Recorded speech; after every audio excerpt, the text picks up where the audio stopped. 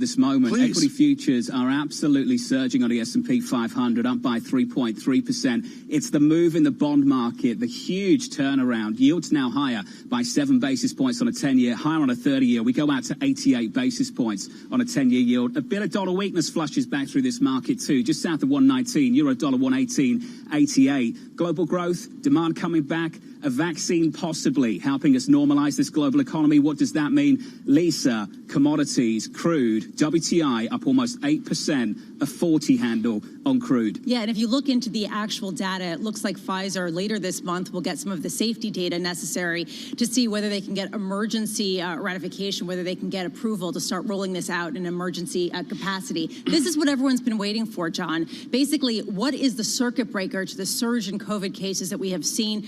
Could this be it? And the market is saying right now, yes, and the chances of higher growth, very high, according to the market's trade this morning. John. We can bring in Sam Fazeli now of Bloomberg Intelligence. Sam, let's start right there, shall we, sir? What are we learning from Pfizer this morning? Well, Jonathan, this is incredible data, I have to say. I mean, I haven't seen data, but reading the press release, it's beyond what I expected it to be. It's above 90% protective in terms of efficacy. And it's not on just that 32 patients that we were worried about that they might come out too early. It's on 94 cases. So, I really don't think it could have got any better than this at this stage of the readout. The data can change when more patients are recorded, et cetera, et cetera. But at this stage, it could not have been better. Sam, we're thrilled to have you on today with your work out of Cardiff and your doctorate in pharmacology. Let's go to the efficacy of the moment. Measles is a 97% success rate. Dr. Fauci and others have talked about a 75% success rate. So scope for us the success of a 90% efficacy for this RNA vaccine. Yep, so, Tom, if you think about it, flu vaccines range from, we've even seen efficacy at low 30s or 20s up to about 60% protection. So here, when they're talking about above 90%, and let's not forget, the primary endpoint of this trial, the initial aim of the trial was to reduce cough and fever. So what we would love to see is that then means that the actual severe cases are much, much lower than what you would expect in a normal setup. And if I may add, another element that's really exciting here is that this technology lends itself very well to developing very many versions of this. So if, God forbid, the mink Danish mutant ends up being a virus that can surpass this particular vaccine, it took them 6 months to do this. They can do it again. That's the beauty of this technology. Sam, what is the next step for Pfizer? I think our audience worldwide has an understanding of phase 1, phase 2, phase 3. What is phase Fazeli right now for Pfizer? Yeah, so these guys have clearly got enough data now. 94 cases is a pretty decent number to go to the regulators and ask for what's called emergency use authorization. Unfortunately, we have to check our enthusiasm a little bit, continue to wear our masks, and keep our distances, because they've only got 50 million doses by the end of the year. Next year is a different story, 1.3 billion doses. But don't forget, the next one that we'll hear from in the next couple of weeks will be Moderna. It may not be as effective, but it still could be quite a useful weapon when you're trying to get the world back to normal in terms of trying to get vaccinated, as many people vaccinated as possible. Sam, that's exactly where I wanted to go. The rollout of some of these vaccines, how quickly we can use it as a circuit breaker to try to stop the COVID surge that we're seeing now. How likely is it that the safety data that we're looking for is going to be sufficient to give people confidence to start unrolling this in mass with billions of doses, as you say? Yeah, so you're going to have to accept some risk there. When we get to next week, I think there or thereabouts, the Pfizer should have about 2 months of data on about 20,000 people, 10,000 of whom would have been vaccinated. Give it another 2 months. By the time this thing is approved and decent volume comes in, there will be even more safety data. We should not just get too comfortable with this, because this is still an experimental vaccine. it is a complex disease. So, but what we've seen so far is, I think, the best that we could have expected at this stage. Sam Fazeli, thank you so much. Just greatly appreciate your true expertise on this with Bloomberg Intelligence. John, we've got to do a data check here midway as we begin our simulcast on Bloomberg Radio and Bloomberg Television. What I would note, John, on a percentage basis, XPX up 3%, where NASDAQ 100 leading earlier now is behind, up only 1%. Yeah, that relative spread, that relative trade, Tom, is going to be the focus of many people. It was the election last week and what it would mean for the NASDAQ and what it wouldn't mean for the likes of the Russell and small caps. I imagine the Pfizer news in the last 20 minutes is going to throw a wrench into all of that. Here's the scene for you right now. The Dow up by over 4%. The move in the NASDAQ much smaller than the move on the S&P 500. Futures advancing 115, up a little more than 3%. And it's that cyclical tilt that the vaccine will breathe a little bit of life into. If you get to the bond market, you'll see the move in treasuries lower, yields higher, a 10-year yield up about 6 basis points, a 30-year yield up about 7 to 167. And I think it's really important in this moment to recognize a couple of things, Tom. There's two phases to all of this. The first phase is the next several months. We've had an increase in COVID infections in the United States. Utah, the latest to implement some new restrictions following Massachusetts in the last week. And then we get out to the new year. So it's getting through the next several months, a really difficult time, then getting out to the new year, which also simultaneously leads you to understand what the policy outlook down in Washington, D.C. might look like. So it's a delicate time for that trade between the cyclical tilt and the more defensive secular posture that the NASDAQ offers you. The 10-year yield, 0.89% as well. We welcome all of you on Bloomberg Radio and Bloomberg Television. Now in the markets, Mark Howard joins us, BNP Paribas Senior Multi-Asset Specialist. And Mark, I want to go right to the mathematics you studied at UCL years ago. There is a thing called a jump condition. Is that what we're in right now?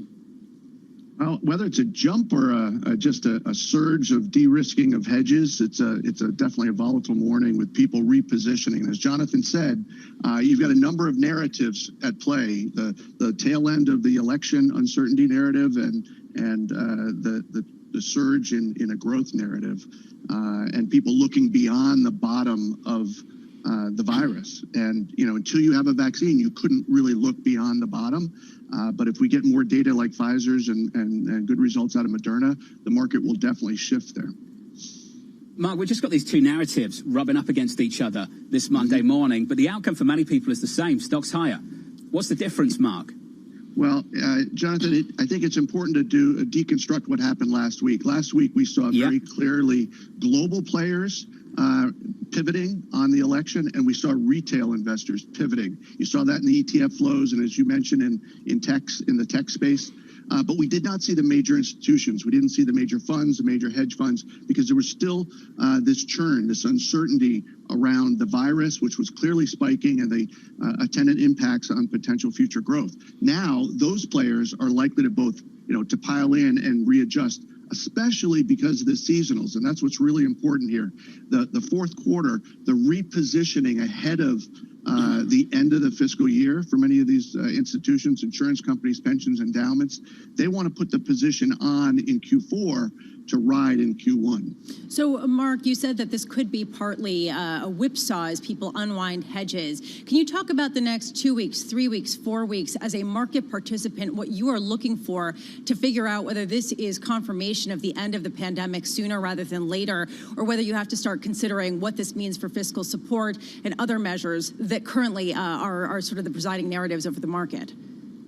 Right. Well, I wouldn't want to be too hasty in jumping around, a Pfizer announcement. I'm certainly not a medical expert, but the market seems to be voting with its feet. But again, the violence of the move in both futures and in rates suggests to me that much of it is hedges coming off. But we have to get through this transition in Washington in hopefully a smooth way, and then get a sense as to exactly what kind of package Biden and the Senate can come up with. Mark, you're on surveillance on a Monday morning, which means you are a medical expert as far as we're concerned. Really? Mark Howard, how much money's on the sideline? How many people? Come on, Dow Futures, 29,638. John Farrow's SPX, 3626. I'm looking for an entry point point. How many people out there, Mark Howard, are actually looking for an entry point right now, are waking up with a massive hangover like Pharaoh woke up Saturday morning? You know, I know some people who are in triple levered cash, Tom, and I think they're going to have to. We do too, Mark. We do too. You know, see, there you go. I think they're going to have to get off the sideline because, look, there's another issue going on here that I wanted to make sure to highlight today, which is the move lower in yields that we saw last week and the move up in equities creates a real challenge for many foundations, endowments, insurance companies when they look out 5 years in terms of expected returns. So they need to lay on risk. They need to buy their preferred assets, whether it's high yield, whether it's credit, whether it's EM, before the markets get away from them. And so that's one of the things happening today, whether they're in cash or they were just sitting in treasuries, they need to deploy that capital because it looks like the train may leave the station. Mark, stick with us. For our audience worldwide, if you're just tuning in on Bloomberg TV and radio, some news from Pfizer, encouraging news. It's not conclusive news, but encouraging news over the development of their vaccine. The price action in response to this in the last 20 minutes, pretty clear. Equities higher. It's where equities are higher that is interesting. It's not the NASDAQ. It's not even the S&P 500. Small caps, the Russell. The Russell is absolutely flying. Tom, it's up by 7 percentage points. Yeah. Compare that to what you're seeing on the screen in the NASDAQ, up by about 0.7%. That's where it is. It's that cyclicality that makes the return this Monday morning off the back of that headline. It's a lift on presumed aggregate demand, and you see it in a dollar that hasn't moved. Lisa, I'm looking at Ann Swarden's photo out of Paris over the Pfizer vaccine, and all I can say is the shot looks like a huge needle. Are you going to hold my hand when I get this shot? I promise I will hold your hand. I will buy you a drink, and you will go ginormous. and you will get that shot, and we'll be together. I will say, John, what I'm looking at when you talk about the stock action is the airlines. The fact that AAL, American Airlines, shares up more than 15%. Talk about which have been the most beaten up stocks and the ones that will be most rewarded on the other side. So, Mark, here's the important final question for you. It's on the politics. We thought we'd start this program on the prospect of a contested, drawn-out transition between President Donald Trump and President-elect, in the minds of pretty much everyone else, Joe Biden. Now we look ahead to January. Mark, as we experience this price action this morning, how important is what happens in Georgia for your outlook? What happens with the Senate? To what extent does that determine the policy outlook in D.C. and, for that matter, your outlook on markets? A great question, Jonathan. I do believe what the market is telling you today is that the virus and economic growth is more important than the gyrations in D.C. But those gyrations are very important and structurally very important, particularly that they go smoothly. And even if we remain with a split government, that will be fine, I believe, with markets. And if in the unlikely event the Democrats take both seats, I also believe the markets will be fine with that. So I think it's a lesser story, frankly, than global growth and recovery from this pandemic. Mark Howard, thank you so much for joining us with these markets on the move. Again, futures up 125, not Dow futures. Standard & Poor's 500 futures up 125. And the Dow futures are up Columbus, 1492 right now, 29,675. Joining us is Kevin Cirilli, and I'm going to start with a snarky question, Kevin, but also important. If this occurred a week ago, would this election have been different? Well, look, I think no. I think without question, I mean, even the developments of what's gone on with on the medical front in terms of the vaccinations, I mean, it's largely followed this route with vaccinations. I think all talk here in Washington, D.C. turns to President-elect Joe Biden's administration, and that's really where all of the conversation is headed. Later this morning, the President-elect is going to announce his COVID-19 task force, and without question, this is just another development that will be of interest to that.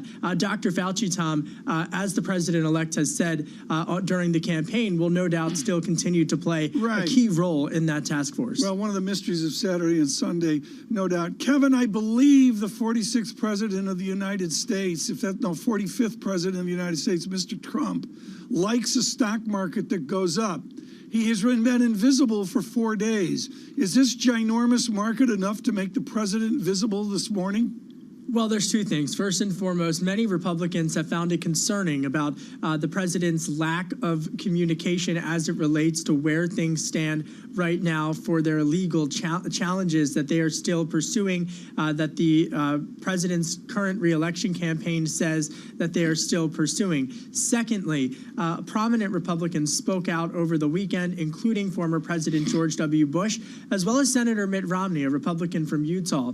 But I've got my eye on Senate Majority Leader Mitch McConnell because he has to do two things. First and foremost, maintain a Republican majority. And the January 5th Georgia runoff Senate elections are without question going to quite simply decide whether or not he remains a Senate Majority Leader or Minority Leader. And so there's a lot at stake in the January 5th elections. And then finally, I think Greg Valliere points this out really great in his note this morning, which is essentially the math in terms of how a President-elect Biden could get his cabinet appointees through the Senate really is interesting. And even if Republicans are not able to win the Georgia runoffs, Leader McConnell or Minority Leader McConnell would then be able to pressure some Democrats to prevent some far progressive picks from getting confirmed. All right, Kevin, the main narrative in markets has moved on from who's going to be president. It's confirmed, at least, that Joe Biden's going to be president according to the market narrative, and the certainty is seen baked in.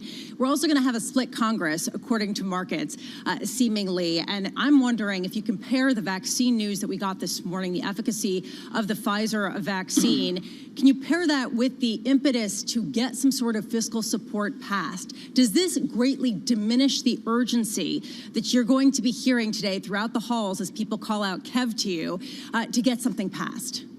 Well, I think it's a great question, and here's how I would answer it. There are still uptick in cases, and so even though this incredible Pfizer news is a great development from a medical standpoint and obviously from a market perspective, but more importantly, there is still an uptick in cases across the country and throughout Europe. And as we've seen, Europe has had to increase some of their restrictions, and the United States hasn't really reconciled that as of now. So, the biggest pressure for fiscal stimulus, based upon the conversations that I have, Lisa, with members of Congress, is an uptick in cases. And then if states have to start to impose new restrictions, that could put a lot of pressure on lawmakers. Forget about whether it's before or after Inauguration Day. It could put a lot of pressure on lawmakers even right now. Kevin, we've seen restrictions from Massachusetts. We've seen it from Utah overnight as well. Just a final question for me, and it comes back to the transition over the next 3 months or so and the importance of it. Kevin, if we can develop a vaccine, and the Pfizer news this morning is encouraging, how important is that clean, smooth transition down in Washington, D.C. to make sure that when this is ready to go, it's ready to go? Well, and to be quite frank with you, I think the private sector, Jonathan, has really been there on this. And I think the supply chain is there. And that the bureaucratic officials here in Washington, D.C., and the career officials here in Washington, D.C., have been planning for quite some time with the private sector on the supply chain. And so, to be honest, I think that it would be deployed fairly rapidly because the infrastructure is already there, right? The flu shot, for example, is a great example of how the infrastructure is already there. But in terms of the trust in a vaccine, I think America will be paying attention to the president-elect's COVID-19 task force that he's going to announce in the next couple of hours. Yeah, maybe a different tone here in the next couple of hours, and certainly the president-elect and his team will bounce off the news from Pfizer. Mr. Cirilli, you look tanned and rested. Great to see you, our chief Washington correspondent. John, we must reframe here with the Dow adding on up over 1,500 points moments ago. John, I went back and looked at the VIX. Long ago and far away in your ute, John, the VIX was 13, maybe a 14 handle, and exploded on a day in February. Let's call it February 24th or 25th. We returned this morning, John, not to Valentine's Day when you overpaid for roses, but we do return to February 24th where you set up the 12-month plan to pay for the roses. Tom, we've got a lot of data here at Bloomberg, but my chart doesn't go all the way back to your youth. That's the story on my terminal this morning. I thought that was a better comeback, to be honest with you, Lisa. Let me get to the price action of the moment. Please. Equity futures are really nicely bid here, but it's where you've got the rally that I think counts. Two narratives totally colliding within the space of a couple of hours. Yeah. If you'd asked someone early this morning about this market, they talk about the defensive secular tilt towards the NASDAQ, the emphasis on the QE trade, on monetary policy away from fiscal. And just like that, some encouraging news on the vaccine front. And then you've got that cyclical story that just kicks back in. Russell futures kicking higher, much, much higher, up about 7%. Then you've got the move in the bond market. Treasuries lower, yields up by almost 10 basis points to 92 basis points. And it's not just about the index level either, Lisa. Yes, the Russell outperformance, but it's the sector story this morning. You mentioned the airlines. You're looking at the theaters as well, the cinemas. Yeah, AMC Entertainment shares in futures, at least, up more than 60%, John, just to give you a sense of how big this rally is. Basically, businesses that otherwise would be left for dead suddenly getting resurrected this morning. That was up that much. Spent last week, Tom, just making it up as we go along. And this morning, we've got something to get your hands around. Oh, yeah, there's no question about that, with the market up here again, 124 points. On policy now in Washington, and folding it, yes, into this news from Pfizer. If you're just joining us again on radio and TV, Pfizer with a 90% success rate on their vaccine. All you need to know is our Sam Fazili says that's an extraordinary number. Isaac Botansky joins from Compass Point. Isaac Botansky, what can be a health plan forward now versus waiting for the inauguration for the president-elect? Good morning. So, look, I think that the way that we should think about this at the moment is we should enjoy this headline. And as John said, this is a tear up the script type of day, and I think that's good and encouraging. John said that. And as we go forward, I think that the focus is going to be on this transition and the stimulus. So on the transition side, the first thing that the Biden campaign is doing in its transition is focusing on the virus. There will be an announcement later today of a senior team that will focus on that, which should provide some degree of federal strategy that I think will be market positive. Second, we will have some degree of fiscal stimulus. I'm still bearish on it happening in the lame duck just because I think there's going to be this fog of disdain and distrust down here, especially given that the president's unlikely to concede. But even if we get a vaccine very quickly, which I know we're all hopeful for, the arc to normalcy is still unclear, and we're going to have to address some of the economic scarring from Washington's inability to act on fiscal stimulus over the past few months. Isaac, I want you to talk to us all about the transition and fill in some gaps for us. What typically happens this first week after that election result? And what isn't happening now that you think is really important? Well, look, we are still waiting for the actual movement from the GSA, which is a technical part of the transition that would allow for individuals from the Biden campaign and transition team to begin entering the buildings and working with the other Trump administration officials there. And so everything is slower than we would have hoped. And I think that probably would have been true just given the realities of the virus as well. But at this point, it's about personnel. And I think that the market's going to focus, when it's thinking about the Biden administration, on personnel. So who are the folks who are advising for top financial regulatory positions, for example? Gary Gensler is coming back. He was tough on Wall Street. That's a narrative. That's one spoke in the wheel. Let's see who is brought in on energy, the environment, healthcare, and other areas. So to me, it's really just about personnel right now. And that initial phase is who has Biden's ear. Isaac, great to catch up. As always, sir, thank you. Sure. Isaac Boltansky there of Compass Point, the Director of Policy Research. If you are just tuning in this morning, good morning to you all. Some news from Pfizer about 35 minutes ago that the vaccine being developed by them has prevented more than 90% of infections in a study of tens of thousands of volunteers. This is probably the most encouraging news we've had on the vaccine front for several months now, and it lays the way, the preliminary results paving the way for the companies to seek an emergency use authorization from regulators, Tom. This is encouraging, not conclusive just yet, but certainly, Tom, encouraging. Well, the Dow moves at Columbus, 1492, 1,471 points right now. And John, to put that in order, that is not even near the largest percent gain ever, which is in 1933 when the Dow moved 8 points or 15%. A little scope and Big scale moves there, in this John. market. Thank you, Tom Keene. A lot of work still to do on the vaccine front, but this market is running away with it. Equities up this morning. Good morning. Alongside Tom Keene and Lisa Abramovich, I'm Jonathan Ferro. This is Bloomberg.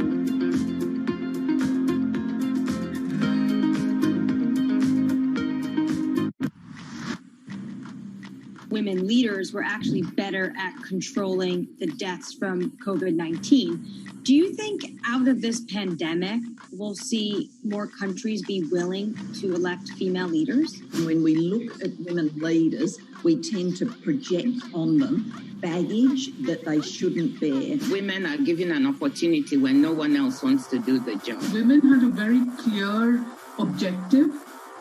They wanted to save lives. The women leaders, if you look at their careers, have also built up a level of trust. In fact, women have to be better at communication in order to be elected as leaders, whereas this doesn't hold true for men. We need to get those sexist stereotypes out of our head and give women a fair run for leadership. Trying to change the stereotypes about women is not only the business of women, but men have to be part of it.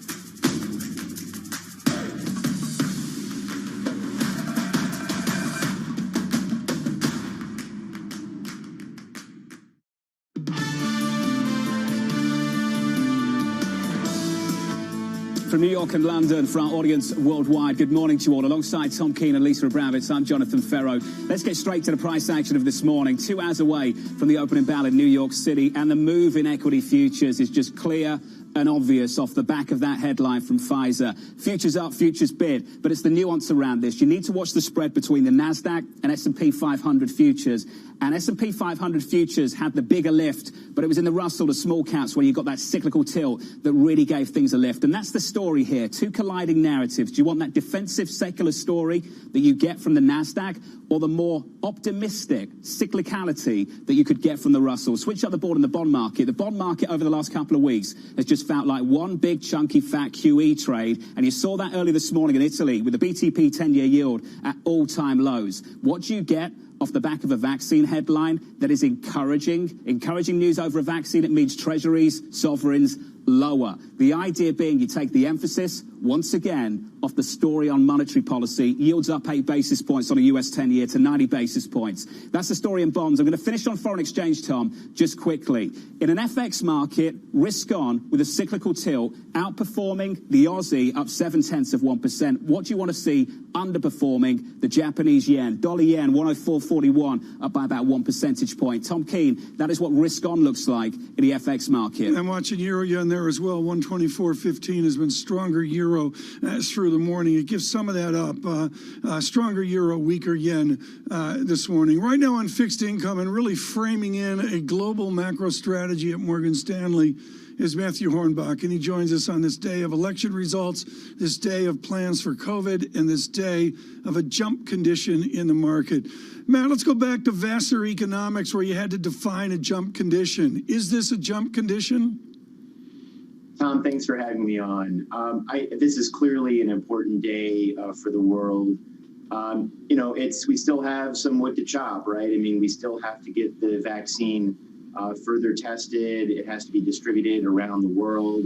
And so we're still not out of the woods yet, but certainly a bright day for the globe. And I think you can see this playing out very clearly in markets that you've just discussed. So, we think that there is also an important underlying backdrop to all of this, Tom, which is the amount of central bank liquidity that is being pumped into the system on a monthly basis, and we expect to continue throughout the entirety of next year. So a tremendous day for the world, and I think next year looks to be a bright one. Matt, what does a bond market look like with a vaccine? Are we looking at a 1% 10-year, more?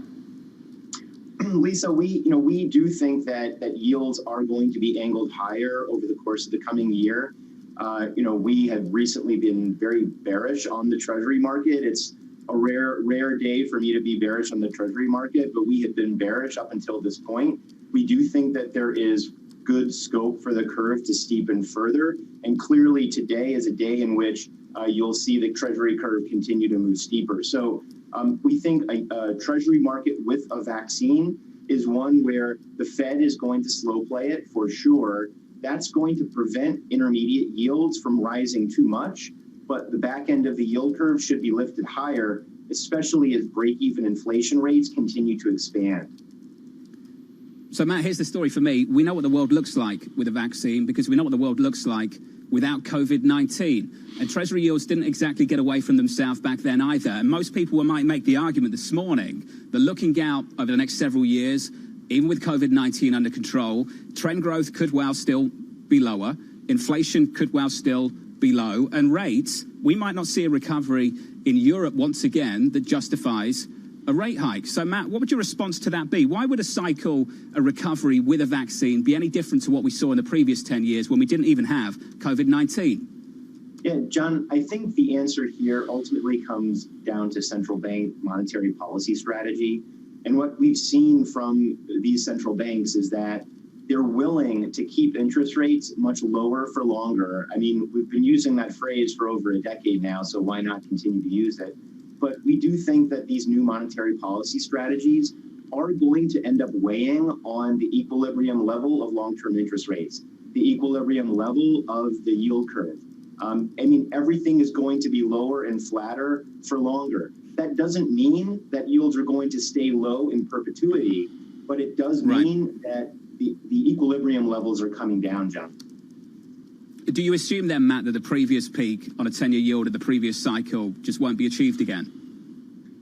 I think it's going to be a long time before we see a 3.25% 10-year yield. which, bear in mind, occurred really on the back of a communication faux pas, which is, in general terms, whenever you see interest rates move higher very quickly to really unsustainable levels, it typically occurs on the back of a communications error, right? We saw that in 2013. We saw that at the end of 2018. So, we think that central bankers have learned this lesson time and time again. They may have to learn it again, John, but I think for the time being, these new monetary policy frameworks are going to really try to anchor those rate expectations much lower than ever before.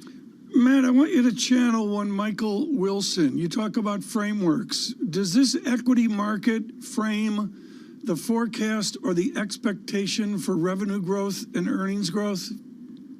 Well, Tom, we've been long-term bulls here on the equity market. Mike Wilson, I'm sure, would be the first to admit that, when it comes to these recent corrections, which he's called absolutely correctly, it does suggest that, his longer-term view, which is very bullish, is very likely going to play out, especially in a world where consumer activity is going to get back on track, hopefully sooner rather than later. The economic data in the U.S. and around the world, save for Europe, of course, has been robust.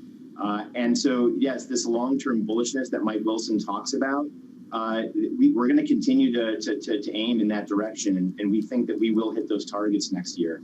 Right now, a lot of people are looking at credit versus stocks. Some people saying stocks hold the most potential for possible upside. Others, I believe Morgan Stanley is seeing credit as a possible brighter spot going forward. What does the vaccine news, it's so exciting, I can't get my words out, do to the prospect of credit outperforming, given the fact that the Fed will have less impetus to keep rates very low? Well, so it's not clear to me just yet that the impetus from the Fed is going to change anytime soon, right? We just went through the November FOMC meeting. We're going to have very shortly the December FOMC meeting. The Fed's going to update its dot plot. It's going to include a couple of more charts in its materials. I highly doubt that the median 2023 dot is going to move up. The Fed is going to keep policy at zero for probably the entirety of the SEP dot plot, at least an expectation. And so I don't really think that there's less impetus necessarily, which is why the vaccine has the power to really drive risk assets higher, credit spreads tighter, the equity market higher, emerging market currencies stronger. This is one of our key calls right now, is that we do think that emerging market currencies are going to perform extremely well against the dollar. We've been bearish on the dollar all year, and we continue to be bearish on the dollar. We think this liquidity has to find a home in higher yielding assets. U.S. corporate credit is obviously going to be one of those, Lisa. So when you talk about emerging markets credit, let's go there, emerging markets in general, because they are flying with stocks and currencies at near record highs. Currencies at the strongest versus the dollar since 2018. How much of this story is China, and how much of this story is commodity producing nations, Latin America, that have been really beaten up and underperforming up until now? Well, we think that this change in leadership in the United States has the potential to help a wide variety of emerging markets. Mexico, for example, Russia, and we're also looking at China. We do think that the currency there has further scope for appreciation. We like to pair the yuan against the Japanese yen. We think a higher yuan against the yen is really the way to play it, but in general, we see this liquidity going to a wide variety of emerging markets, both in LATAM as well as in Asia. And again, this environment that we're going into, hopefully next year with the vaccine as soon as practically and safely possible, that's going to have, I think, a really positive impact on a variety of emerging market currencies, credits, and rates. Matt, great to catch up, as always. What a morning for it. Good morning to you, sir. Send my regards to you and the team. Matt Hornback of Morgan Stanley, thank you, sir. Over the last week, then, what a week we've had. We woke up this morning focused on Washington, D.C., with the potential, seemingly, of somewhat of a contested election down in Washington. The race for the White House, in the minds of many, has wrapped up. The president does not share that opinion. He will pursue proceedings through the courts. That should have been the top story this morning. Then we got news from Pfizer, encouraging news around a vaccine. There is still work to do, but certainly several steps steps forward and not one step back. The story of the equity market off the back of this is pretty clear. There is a real cyclical tilt to the price action, so much so, Tom, that the NASDAQ is now negative on the session. NASDAQ futures off by about 0.5%. Yeah, there's no question about the rotation. No, we've given back a little bit as well on the green on the screen, the Dow and the SPXs well. But, John, certainly the rotation is much more evident than off of the Pfizer announcement. I mean, look at the curve steepening. Remarkable to see 7 basis points there, John. This chart, going back, for those of you on Bloomberg Radio, I'll put this out on Twitter. How about the Dow futures, John, back since time began, and we've broken out to a record high?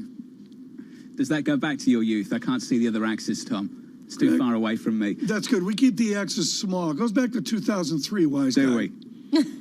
American Airlines up 24%. Lisa, you mentioned the airlines getting a huge lift off the back of this, and I imagine the financials to do nicely as well this morning, Lisa, with the yield curve, as Tom points out, steeper, up the long end by 9 basis points on 30s, 8 or 9 basis points higher on 10s. Yeah, we're looking at the steepest yield curve in the U.S. going back to 2018. And, John, there is a question in my mind. How much does this vaccine translate to long-term growth? You're not seeing it yet in break-even rates. And how much is this a near-term pop bringing forward the expectation for an end to the pandemic? People are going to be looking very much at the implications for fiscal support as well as monetary policy going forward. And that's what's shaping the story. It feeds off the back of what Lisa just described into the bond market. The epicenter of all of this is what is happening in rates. When rates are low, tech's got a nice bid. When rates start pushing higher, that complements that cyclical rotation. The coverage this morning continues. Good morning to you all. Alongside Lisa Abramowitz and Tom Keene, I'm Jonathan Ferro. For our audience worldwide, it is a good morning in New York City. This is Bloomberg.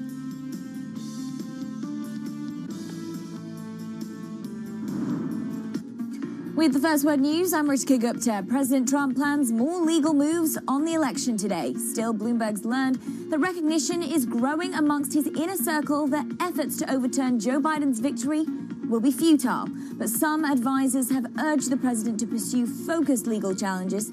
The president has falsely claimed victory and has alleged there was widespread vote fraud. He hasn't offered any evidence. Meanwhile, Biden plans to name a 12-member coronavirus task force today. The move comes as the number of cases worldwide has now surpassed 50 million. The U.S. accounts for 1/5 of that total. More than 126,000 new infections were reported here for the 3rd day in a row. And in Turkey, the lira rose the most since March of 2019. There's speculation that higher interest rates could be coming after the country's economy czar quit and the central bank chief was fired. The Turkish currency has lost about 30% against the dollar this year. That decline speeded up since the central bank held back from raising rates last month. And the latest round in the video game console fight between Sony and Microsoft kicks off this week. Microsoft is launching its new Xbox while Sony comes out with its latest PlayStation. Microsoft is making a serious attempt to attract fans in Japan. Meanwhile, Sony has built the US into its largest single market. For more than 3 decades, millions of Americans sat down after dinner and had their knowledge tested by Alex Trebek. Trebek hosted the popular quiz show Jeopardy! He died yesterday, a little more than a year and a half after announcing he had advanced pancreatic cancer. Alex Trebek was 80. Global news 24 hours a day on air and on Bloomberg Quick Take, powered by more than 2,700 journalists and analysts in more than 120 countries. I'm Ritika Gupta. This is Bloomberg.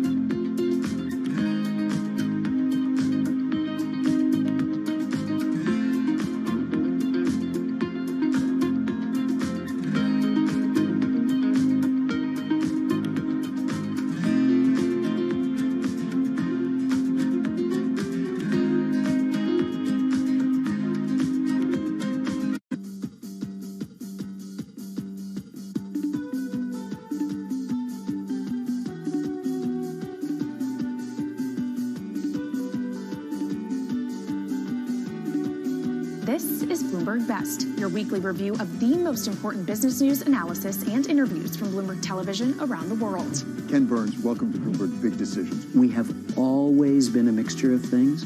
We are always stronger for that mixture. Growth is a way to stay competitive, delight more and more consumers. Welcome to the Best of Bloomberg Technology. I'm Emily Chang. They've moved the needle by acknowledging that they have to monitor the content. What is one word of advice you'll take with you? Learn how to listen. And that is certainly something that has served me well. Ankiti, where do you go from here? It's a huge market. It's a huge opportunity. I want to go 100x from here. Our philosophy is to partner where we can and stand apart when we should.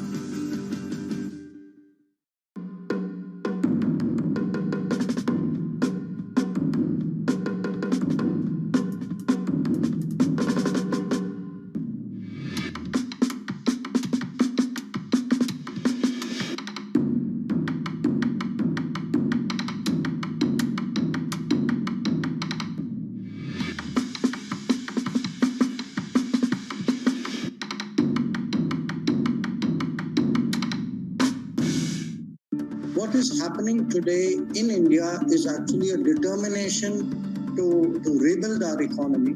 India has an opportunity not only competing in the space of the factory of the world, but a very big opportunity to compete in being the office of the world. We explore the trends, investments, and competition of the European ETF industry. Join us on Bloomberg ETF IQ Europe. Mercedes-Benz is on a path towards CO2 neutral mobility. So we have flicked the switch there, and really we're going to step by step electrify everything. And what does that mean? Combustion engines get electrified.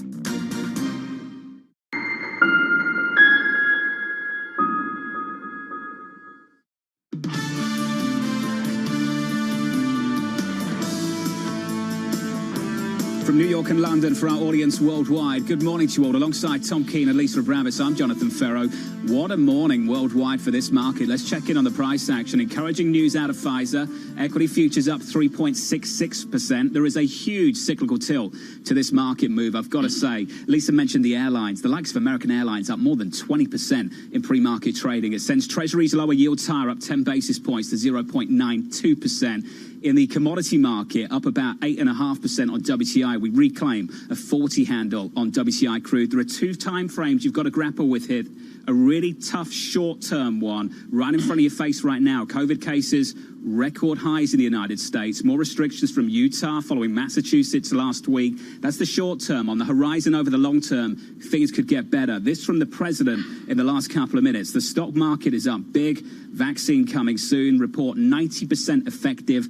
Tom Keene, to quote the president, such great news. Yeah, such great news. It's good to see him surface here. He has been quiet for 4 days. He doesn't have a public schedule published today. Maybe that will change with his stock market up 129. S&P, I want to make clear that's S&P futures up 128, 3.7% as well. Part of it is math. The math of medicine, the statistics of medicine is profound. Mercedes Carnathon confronted this in the dreaded Stanford statistics program a few years ago, and she moved on to an esteemed academic career in epidemiology at Northwestern University of Chicago this morning. I should say Evanston. I misspeak, of course. It's not Chicago. It's Evanston. Professor, wonderful to have you with us. If we talk about a 90% efficacy, and Dr. Fauci and others say, hey, if we could only get to 75% efficacy, is it mission accomplished? You know, I am very heartened by the news, particularly since we know that these trials were well designed, they were monitored very well, and they involved a large number of people. And yes, 90% isn't the 100% that you'd like to hear. However, that is about as effective as any vaccine, and perhaps slightly higher than what we see for effectiveness of the flu vaccine. So that the majority, the vast majority of cases of people who happen to be exposed were reduced when they had this vaccine. So I'm feeling very pleased about that. So can we fast forward? How quickly, Dr. Carnathon, will we end up stopping this pandemic based on the data that we got today? Well, let's slow our brakes on that one. Unfortunately, this isn't going to be a magic shot that's going to reverse course from what we need to do to slow the spread, because there's going to be a phased rollout of this vaccine. Its availability, even with the claims of Operation Warp Speed and involving the Army to help distribute it, we have to have a priority list of those who are protecting us, those who are helping us get along in society, and those who are educating us. So those are the essential worker categories who need to receive the vaccine first before it goes to the broader population. Professor, it's the distribution that I'm really interested in. Let's assume and let's hope this goes forward and it is conclusive. Then let's talk about distribution and the transition period between two governments that is set to take place over the next 3 months. How closely will Pfizer have to work with the government to make sure the people who need this get this, and quickly? Yes, I'm very pleased that what I've heard from President-elect Joe Biden is that he has already appointed a coronavirus task force filled with professionals, with medical experts, with public health experts. And so I do believe he will be ready to launch this distribution plan. There is already a priority list of essential workers, nursing home residents, other people in congregate settings, including prisons, who are at the highest risk for capturing this. And so I do believe that there is a plan in place. There have been national academies who have contributed to this plan. And so I do think that the government is going to be ready to roll this out right away. Professor, when I look at immunological memory, it reminds me of the dreaded booster shots of my youth. John and Lisa have no idea what I'm talking about, but folks, you'd have to go back and back and back to get booster shots on tetanus, on the bacterium diphtheria. But what about on viruses? Do you just assume we're all going to have booster shots until the tots win? We may end up needing to have repeated shots. One thing that's not clear, because we're so early on in this pandemic, is how long one maintains those antibodies that you either get from contracting the illness or that you develop from a vaccine. We don't know how long those antibodies will last. We also don't know whether the coronavirus will adapt itself so that it can continue to be infectious. That's one of the reasons why we have a flu vaccine every year, because it mutates, it changes year to year. We may be in that position, but at least we're at a strong starting point with a great vaccine for right now. I will say, Tom, we've learned this morning that you are very scared of shots, because first you're talking about holding your hand, and then you're talking about the dreaded boosters, which, for the record, we still get. Professor Carnathan, just to wrap this up, in the near term, coming in this morning before this COVID vaccine news was announced, the discussion really was around the worsening wave of COVID around the world and the potential for hundreds of thousands of potential additional deaths. Given where we are, given the fact that the vaccine news does not change the near term, as John has been talking about, what kind of winter months are we looking at? Right now, we're looking at a winter that's going to look very similar to our last spring here in America. Worldwide, they had their peaks earlier. I think we're going to see governments needing to step up and have rolling shutdowns, particularly of those businesses and industries where we see rapid spread. And it happens to be the types of places that you would frequent where you can't wear a mask. So when you're inside eating and drinking, and we're going to have to adhere to those policies.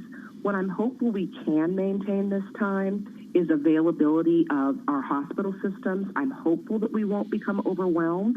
However, with the rate that these cases are going up, our hospitalizations here in Illinois are matching what they were last spring. And that's a very scary prospect, because we still have cardiovascular diseases, cancers, respiratory illnesses that we would need to still treat. Professor, what a timely interview. Thank you for your time this morning. Thank you very much. A professor of epidemiology, and Tom still manages to get Spurs into the conversation. I did. Tom, do you think, for the people that don't watch this program often, do you think anyone outside of this show knows who the Tots are? No, but, yeah, they know who the Tots are. I mean, come on. They're in second place behind Lister Leicester. I get it. But, the bottom line, John, is, people got to win at this. Pfizer looks like they're winning at this. I'll be honest, John, it's the first real news where I can say to an expert like Sam Fazeli or the professor from Northwestern, wait a minute, somebody's actually winning in this pandemic. if someone wins, we all win. And I think that's the bottom line for us all right now. Right now, this market's winning. If you're long, the equity market absolutely surging on the S&P 500, up by 3.8%. Huge gap between the NASDAQ and the S&P, and the NASDAQ and the Russell as well. A 7 percentage point gap between the Russell and the NASDAQ. That's big tech versus small cap America. And that, for me, is the story of the morning in this equity market. I put that together with my team. It's just amazing. My team's a little bit larger than yours. We can work on this as the program Don't get into this. Come on. I'm just getting a From booster. London and New York this morning. Good morning. The size of Lester Holtz. It's like 45 people. This is Bloomberg.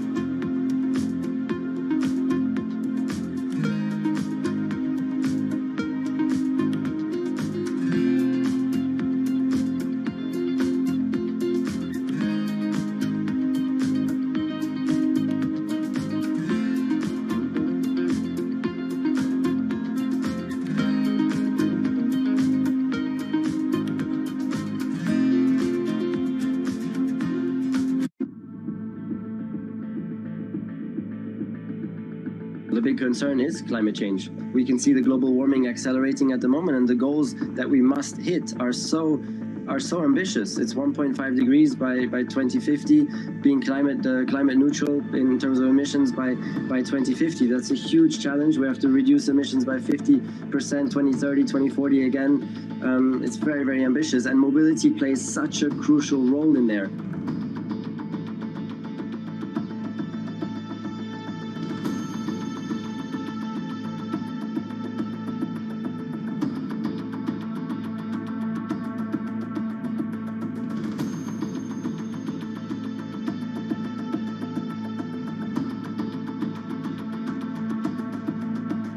One thing is to do it in developed countries. I think we're going to get there by 2030, but then the rest of the world, and that's just as important. If you look at developing countries, emerging countries, that's where probably the biggest challenge we are going to face, to also deploy EVs there and make mobility greener in those countries.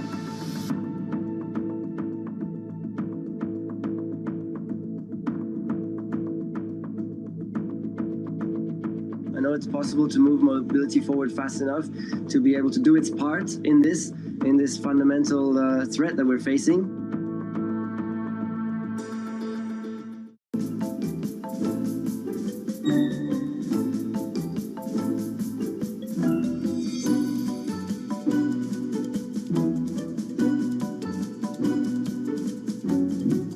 So do you get tired of people calling you a jazz legend? Do you feel older when they say that to you? Yeah, I like the word jazz. I don't like the legend.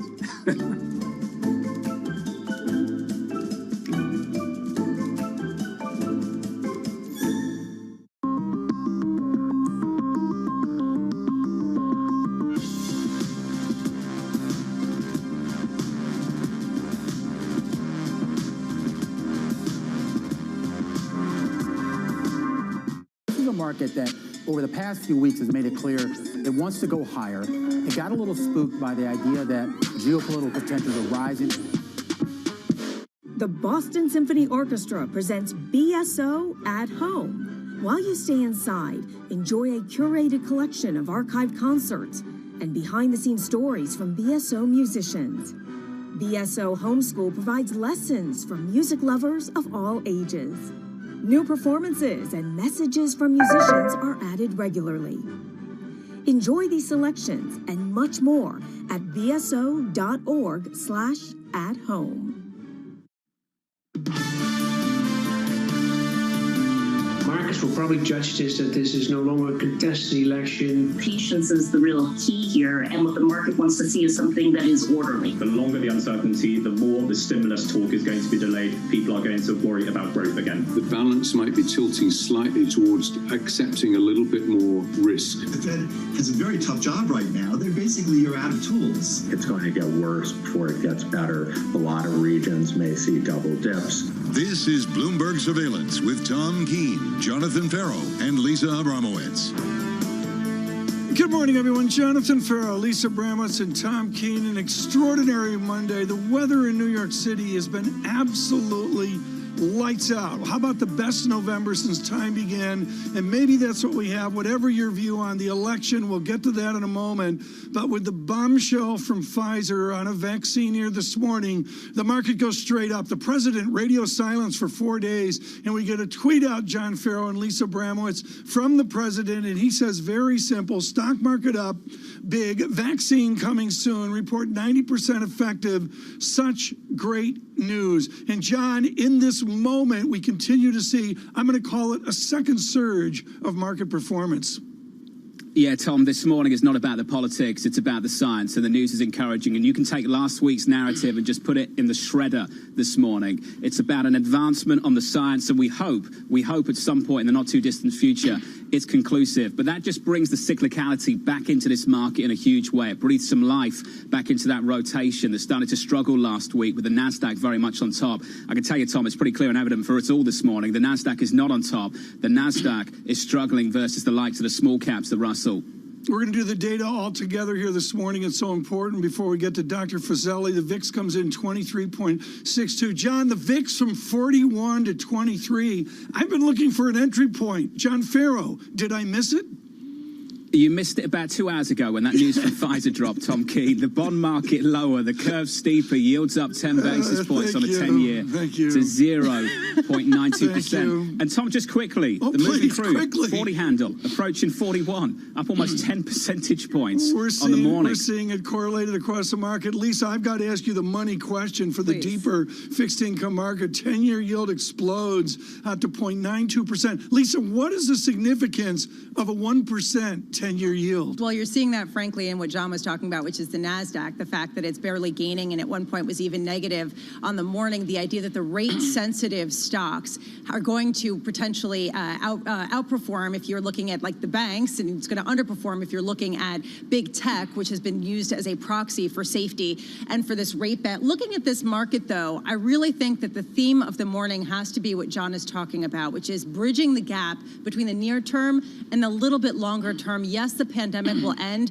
but right now, Tom, it's still getting worse. Well, we'll see. And again, the vice president, the president-elect, I should say, talking about a COVID panel as soon as today. We have wonderful guests this morning. We'll continue with more data checks and normal futures up 142.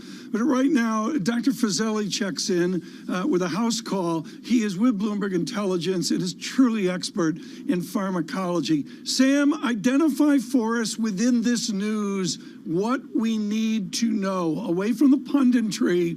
What is the medical fact we need to know from the good people at Pfizer? Hi, Tom. So, I mean, the clear message here is the fact that they didn't stop at the early interim analysis of 32 or 62 people and ended up with 94 cases. And the bigger message is the fact that the vaccine was more than, that's the phrase they use, 90% effective. And remember, please, the endpoint of this trial was essentially pretty mild disease. So the fact that it was that effective at that stage, one hopes that it will be very effective in the more severe cases. Sam, help us understand the process here. You're an expert in this. You know it inside out. How much work is there still left to do? Oh, quite a bit. So they have to submit data for up to 22,000 individuals to the regulator in the third week of November, which I count to be next week, I think. That's when they'll hit that milestone. And the regulator has to go through, at light speed, the data without cutting any corners. So how safe is this? And how good was the efficacy? What type of people did we have in that 94 cases to be sure that it works in diabetics, obese people, older people? That's the kind of thing they need to figure out. So, Sam, can you talk a little bit about the process of rolling out in terms of the time frame? Probably we don't have enough doses to get some sort of critical mass by the end of this year. How soon, though, if this is safe and effective, as it seems to be based on this preliminary data, what is the rollout timeline in your view? Yeah, so 50 million doses potentially this year. And that will likely go to either very severe at-risk population, or, depending on what the data says, or to frontline workers. And then next year, of course, 1.3 billion doses, divide that by 2, so 650 million potential vaccinations, full vaccinations. That covers, that's going to be the trick next, right? That covers the US and European population. But where else does this vaccine go? Who else is going to be able to get it? How do you equitably distribute it? Well, Sam, that's the final question for you, sir. Distribution. Have we got that set up, ready to go, the logistics, the supply chains, all set up in front of us, or do we need to work on that now? Yeah, no, absolutely right. This is, and it's a critical question, Jonathan, because this is a vaccine that requires minus 70 degrees Celsius. That's quite a lot of Fahrenheit, right? Temperature to be kept. And you've got to keep it at that temperature while you're shipping it, and until you're ready to take the vaccine out to start giving to people. That's one hell of a logistical headache for a lot of countries, perhaps not so much for the US and Europe, but certainly for many other countries. Sam, you got to understand, surveillance is a Fahrenheit-based program. We don't do Celsius very well. I mean, I know fancy people want to do I don't know, multiply by 2 or 3 or something. Yeah, something like that. That's why I did so well on that exam. Dr. Fazeli, thank you so much. Sam Fazeli is the jewel on pharmacology and the serious moment that we are in. We've got lots more coming up here. And, you know, there's a good time, I think, to turn to the markets. Gene Tanuzzi joins us now with Columbia Threadneedle, deputy head of fixed income as well. Gene, the same question I asked Lisa Abramowitz. What does a 1% 10-year yield signal? I think it signals that we're finally moving beyond just the election as the primary concern of the markets, and we're moving on to what's next. And what's next really has to be, number one, the economy. And the most important thing to the economy is the evolution of this virus. Now, certainly today's news is very encouraging, and I think the move from kind of 65 basis points where we were stuck all summer up to 90 basis points now shows you we're starting to look ahead, and we're starting to put a better period of vaccination into the 12-month outlook, as Dr. Fazeli just said. But I think that that bridge, as Lisa referred to it, between where we are now and when we have vaccination is really critical. And the Fed is still going to be in play. So we're moving towards 1%, but getting much beyond that, I think, is going to be a stretch at this stage. Well, Gene, that's what I was going to say. This sort of bridge that we're talking about is getting more expensive as Treasury yields go up if the U.S. has to borrow more money. And I'm wondering what that threshold is for the Fed to step in and suppress borrowing costs, should it come to that, in order to make it easier for some sort of fiscal support to get through. Well, it's a good question, and we have to remember the Fed is active. They continue to be active, and they're likely to become more active in December. Now, last week's meeting was just after the election. We still didn't have a final result yet, and they needed to get to the back burner and not really steal the stage from what was the event of the week last week with the election. But I think when we move to December, we're going to have the ECB becoming more active. I think it's likely the Fed follows suit, probably with some more QE. And this is the stage where, even though the economy is getting better, the Fed is still looking at a pretty big gap here with an elevated unemployment rate, even though it's coming down, and an economy that still needs a little bit of help until we get a vaccinated population. So I think the Fed is still going to be in play. Gene, you mentioned QE from the ECB. That's coming in the next couple of weeks. Last week from the RPA at the Bank of England as well. Can you speak to how much, the extent to which you think that our ability to tolerate higher rates has diminished because of the last 9 months? It's a good question, and I think we have to realize now that central banks are willing to be involved quickly. They're willing to be involved aggressively. They're willing to set yield caps very likely if they need to, although we haven't seen that quite yet in the U.S. And so I think the market will test the Fed, and I think we'll have a bit of a wrestling match here. Right. To the extent the data keep getting better, the market will test the Fed and see the resolve to keep rates low. Well, let's talk about strategic portfolios, Gene, where you've got some allocation flexibility. I've got equities at record highs, essentially. I've got yield at the zero bound. How do you get strategic? How do you allocate? Well, I think we're looking at equities now as an asset class that are probably poised to benefit from the better outcomes in the vaccine. I imagine. I'm a bond guy, but if you want to diversify that, I think you still need fixed income in a portfolio. And so if you want to build a flexible fixed income portfolio, I don't think you want to eliminate interest rate risk altogether. It's still going to be there. And now that yields are a little higher, there's a little more cushion left if risk assets like corporate credit aren't doing well. But I think if we again try to put on the 12-month outlook and try to think about where we are a year from now, it's an economy that's probably getting better. It's an underlying foundation where we're starting to see more vaccination and looking towards an expansion of that. And in that environment, you want to have credit risk in the portfolio, and that's where your income's going to come from. So you can't go all the way out, I don't think, to the fringes here. We are still going to have distress, particularly in areas of leisure and hospitality.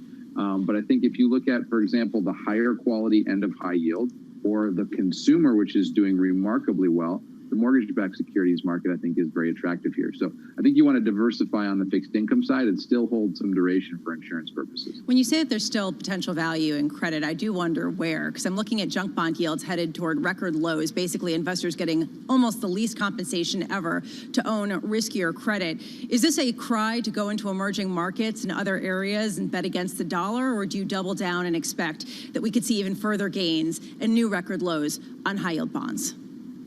I think we can see even more record lows on high yield bonds, but let's remember here, we need to look at that spread above treasuries, right? That's our risk premium that we're getting. The Fed is already compressing the treasury yield to an extremely low level. Yes, high yields are low. Yields are low everywhere. That's the world we're in at the moment. But we also look at that compensation we get for default risk. And in the highest quality companies, many of whom were investment grade at the beginning of the year because of all of these fallen angels from investment grade down to high yield, many of those companies, if we continue to see this economic momentum, in a year or two could be investment grade once again. And there's some price appreciation potential if we can find those opportunities. Gene, great to catch up, as always. Gene Tenusa there of Columbia Threadneedle. The news this morning, and good morning to you all worldwide, it's a pandemic that's killed more than 1.2 million people. And the good news this morning from Pfizer, we're not there yet, but the path towards an effective vaccine gets a little bit clearer. How does the market respond? As you'd expect this market to respond, a real cyclical bias to the price action. The S&P 500 up 4%. Limit up on Russell futures. Look out for that. A cash open at about an hour and 18 minutes. Outside of that, into the bond market, Treasury soft, the lower yields higher, up almost 10 basis points to 0.92%. And Tom, the moving crude, up about 10% to almost $41 a barrel on WTI. Yeah, and very importantly, I think this is telling folks. It's, I believe, 8:14 Wall Street time. Make that 8:13 Wall Street time. And John, this is the second leg up. We exploded on the Pfizer news, had the obligatory pullback, and the fact is we've come up a little bit here. Futures again up 144. Right now in Washington on the President-elect's Day and the President's Day, Kevin Cirilli joins us, our chief Washington correspondent. We focused on President Trump, Kevin. Let's get over to the President-elect. What was the report cards on the weekend festivities, the event that we all watch coast to coast? Well, there was one line that I think didn't get enough attention based upon the conversations that I've been having over the weekend, and that is the president-elect Joe Biden in his speech said that he had a mandate to cooperate, and that is what he is gleaning from the results of the midterm or of the congressional races and of the presidential race as well. A mandate to cooperate is without question going to be the task of Senate Majority Leader Mitch McConnell with the president-elect once he is sworn in to office. We should note, of course, there's 2 Georgia runoff races set for January 5th. But even if they were to go completely in the Democrats' favor, there are still moderate Democrats who would be hard-pressed to be able to vote for someone like a nomination to Treasury Secretary like Elizabeth Warren. So it puts a clear wall in the sense of just how far the president-elect, Tom, can go with the progressive agenda. Thank you, Kevin. I've been reading all the think pieces like you have this weekend. Wonderful work on the Hispanic vote on the Rio Grande in Florida and all the rest of it. How did the liberals come out of this? They have no voice in a Biden administration, don't they? Well, No, I wouldn't agree with that. I wouldn't go that far, just simply because I think that, without question, the Biden world had to try to form a coalition. And part of that coalition included the Bernie Sanders wing of the party. And if there's one thing that was proven in the last election cycle is just the activation of the grassroots efforts on both sides that are able to really penetrate and impact the dynamics of politics. Kevin, how does the Democrats keep the left wing out of that race down in Georgia in January? Well, I think what's going to be interesting are two things, Jonathan. First and foremost, the president, Trump, is still planning to pursue legal action. And as I mentioned several weeks ago and has been reported earlier this morning, he might even be having rallies in states like Georgia. So without question, he is deciding to continue to engage in politics over the next couple of weeks, despite the uneasiness behind the scenes, and I would expect that to grow louder over the next couple of weeks. I was struck by Gary Cohn's tweet over the past 24 hours in which he congratulated President-elect Biden. Gary Cohn tweeted out a congratulations to President-elect Biden. Secondly, as it relates to the progressive circles, they have an opportunity to deliver a progressive Senate for current Minority Leader Chuck Schumer. And so that January 5th overtime, if you want to call it that, is going to be incredibly expensive, but also incredibly watchable. And AOC tweeted that out as well, that the progressives have the technology as well as the fundraising capabilities to impact politics. In the meantime, Kevin, we have a couple months before a new president takes the helm. In addition to transition issues having to do with COVID, there's a question about some sort of fiscal support package getting passed to bridge this gap. What is the likelihood of something getting done right now in the lame duck session in Washington, D.C.? Three things. First and foremost, the rising COVID cases definitely are going to serve as a background for the increase in fiscal stimulus talks, especially between Secretary Mnuchin as well as Speaker Pelosi. Secondly, the president himself tweeting out a statement earlier this morning with regards to the positive developments of the market as well as the vaccines. So that would indicate that he still is watching the markets. Thirdly, and this is where I think it gets really interesting, is that President-elect Biden had announced earlier this morning his coronavirus task force, a team of every officials from Harvard to other medical officials in that industry. And they, I am told, are going to be who the president-elect is listening to and just a more targeted approach for fiscal stimulus after January 20th inauguration. Okay, but Kevin, this is critical. This is a critical sign. The New York Times reporting, and this is Michael Shear, that Rick Bright, who was so controversial for the president, I believe he was fired at the Biden campaign. Yeah. The Biden administration will pick up.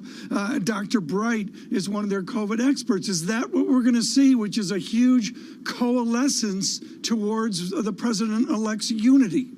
Yes, that's the one name that has jumped out. And I would also note that I think Dr. Anthony Fauci will also continue to play a prominent public-facing role in the Biden administration. Again, I think it's a bit too early to tell. Everyone's waiting to see what President Trump will do in terms of whether or not he will fire individuals or whatnot. But the path forward is still moving, and the president-elect is, as he indicated this morning, showing what type of tone his coronavirus task force will approach with. He has been receiving, I'm told, regular briefings in the past several weeks on the economy as well as on the coronavirus. Yeah. Kevin Cerulli, thank you so much. Greatly appreciated. John, a headline for the president-elect, and I just looked, and I believe it didn't come out on Twitter.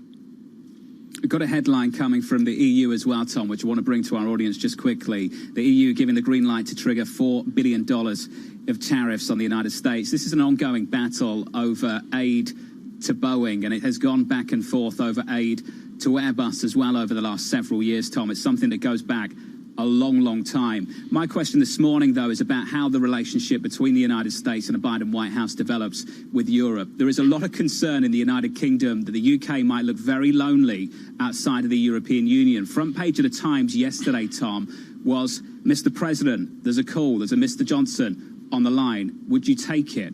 And that's the unanswered question at the moment, that relationship between Johnson and Biden's relationship, President-elect Biden's relationship with the European Union, Tom. And I should point out Ireland, part of the European Union. We welcome all of you on Bloomberg Radio and Bloomberg Television with an explosive market, a 4% move on Standard & Poor's 500, Dow up an additional percent, a 5% move, 29,739 on Dow futures, the VIX 23.91.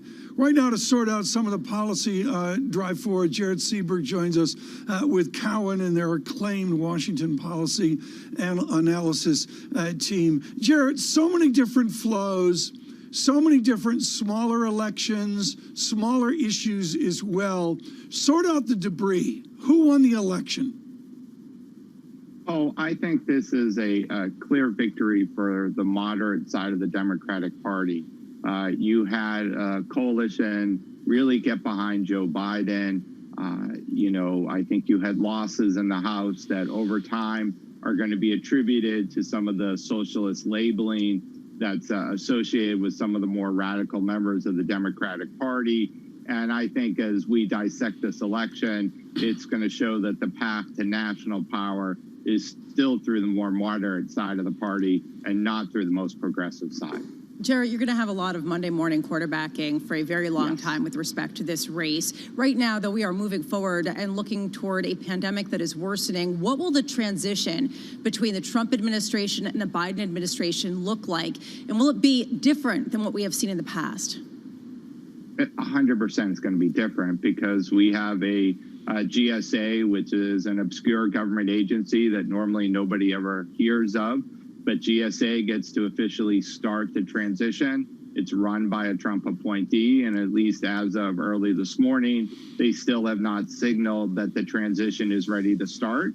And it may very well be until mid-December until that transition starts. So at a time when we are perhaps in the greatest part of the COVID-19 crisis with cases spiking each day, setting a new record, this transition may be 4 to 5 weeks behind where it should be. Jared, talk to me about the transition in a little bit more detail. Michael Lewis of Fifth Risk, he wrote beautifully in a very short piece about how important it is. Can you communicate to our audience who might not be familiar with how much work goes into that transition, exactly what happens over the next 3 months? Well, what's so interesting is when you think about the transition from 4 years ago, there almost was no transition. It wasn't that Obama's people were unwilling to engage. It's that Trump didn't embrace the transition, and they were very late in getting people in.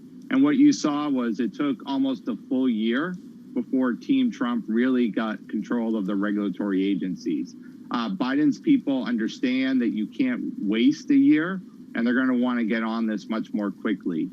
The fact that Gary Gensler, who's a former Goldman partner, but also ironically well-respected by the progressive side of the Democratic parties, he looks like he's going to lead the financial side of the transition, and I think that should be widely embraced. He could have been Treasury Secretary if Hillary Clinton won. He's somebody who understands the markets, and as we always say, it's better to have people who understand our business leading the charge than people who don't. Jared, do you see the obligatory Republican cabinet appointee, I think of William Cohen of years ago? Do you see something along that line?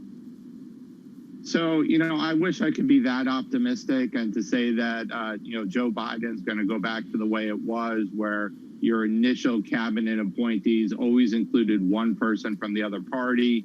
We're not that hopeful. I think there's still so much animosity that it would be difficult. There only are a few names that could even come to mind, like a Mitt Romney, and I'm not sure he really would want to come inside an administration. In addition, there's a lot of Democrats who are looking to come back to Washington, and I think they're going to have a hard time giving up a prominent enough job to a Republican. Jarrett, great to catch up. Really Appreciate your time Jarrett, this morning. always Thank a you, sir. pleasure. Jarrett Seaberg there, Cowen's senior policy analyst. For those of you who haven't been exclusively focused on the election over the last couple of weeks in the United States, COVID cases have really been picking up. We've seen new restrictions in Massachusetts last week, new restrictions from Utah, the governor announcing that yesterday evening, and the New Jersey governor out on CNBC in the last hour hinting that we might get some new rules, restrictions around the bars and restaurants and indoor sports in the state of New Jersey. Those new rules, Tom, could be announced a little bit later today. Tried to read a little about this morning, particularly, John, and to me the constraint, as I said last week, is hospitalization dynamics. Maybe they're not at critical levels yet, but it seems to the pros we're really up to a massive concern about hospital capacity, not now, but getting, say, halfway to the inauguration. And it speaks to the two time frames we're trying to work through on this program this morning. The short term, there's a lot of work still to do, not just on the vaccine, but also on controlling this virus. The long term, the hopes on the horizon that we've got something effective coming out of Pfizer. And it's the latter story that drives this market this morning. Equities up big time this morning. Good morning to you all. Alongside Tom Keene and Lisa Abramovich, I'm Jonathan Ferro. For our audience worldwide, with a beautiful New York City this morning, this is Bloomberg.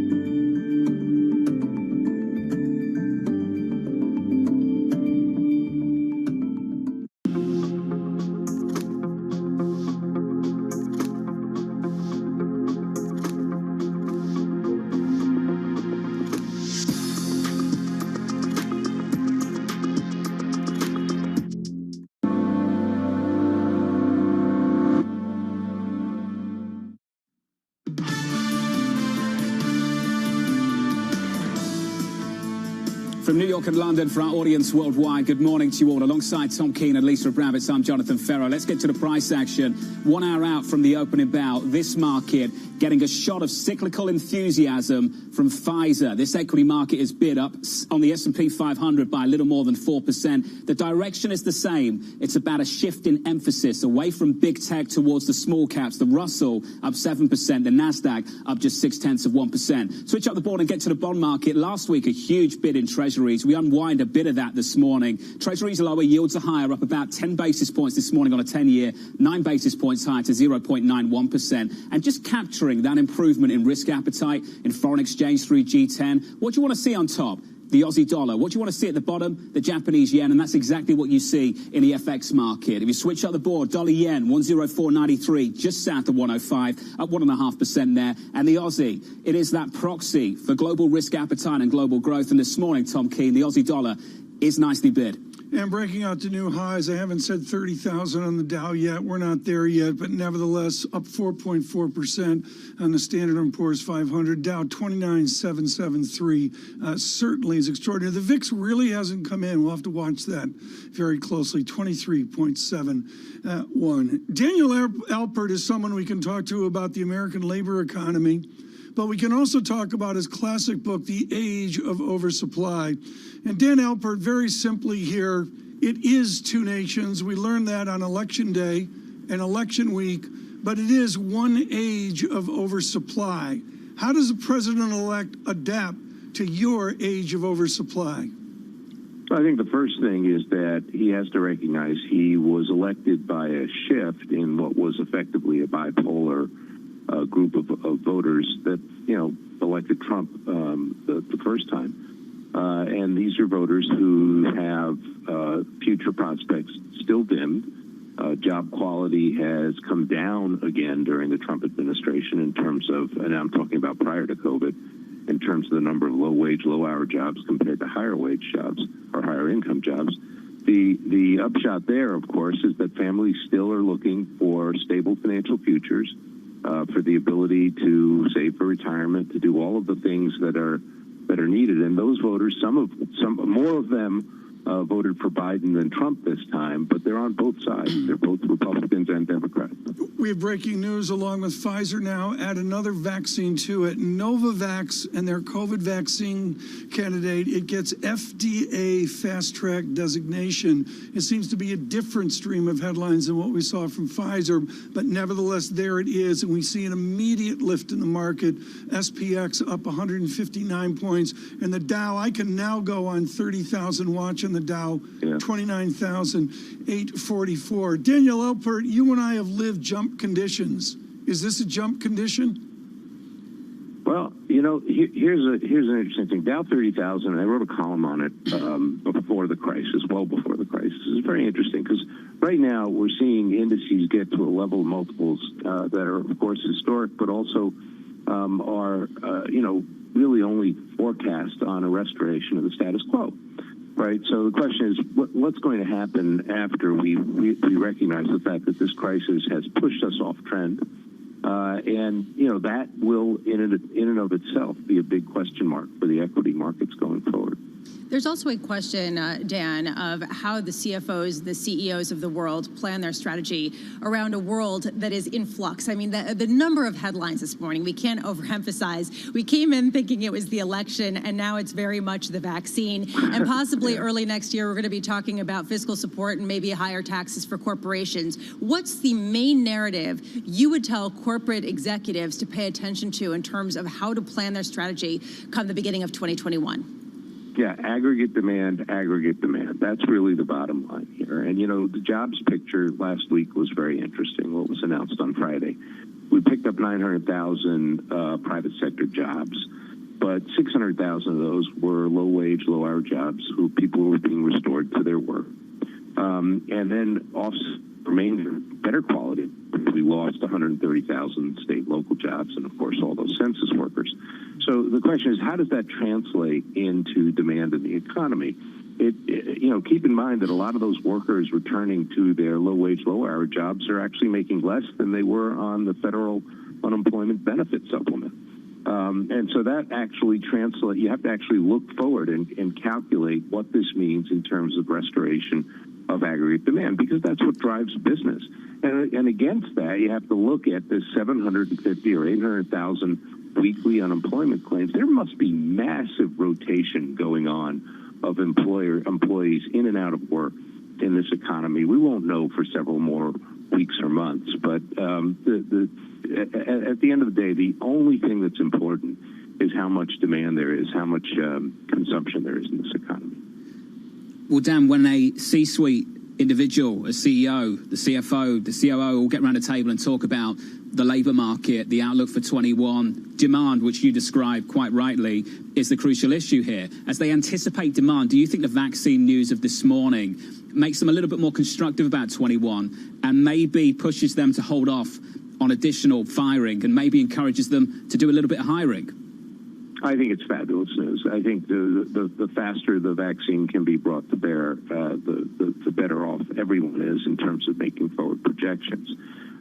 You know, there are certain sectors in this economy that are going to take a long time to come back. Hospitality, particularly, obviously, the restaurant industry and everybody else associated with leisure and hospitality sector.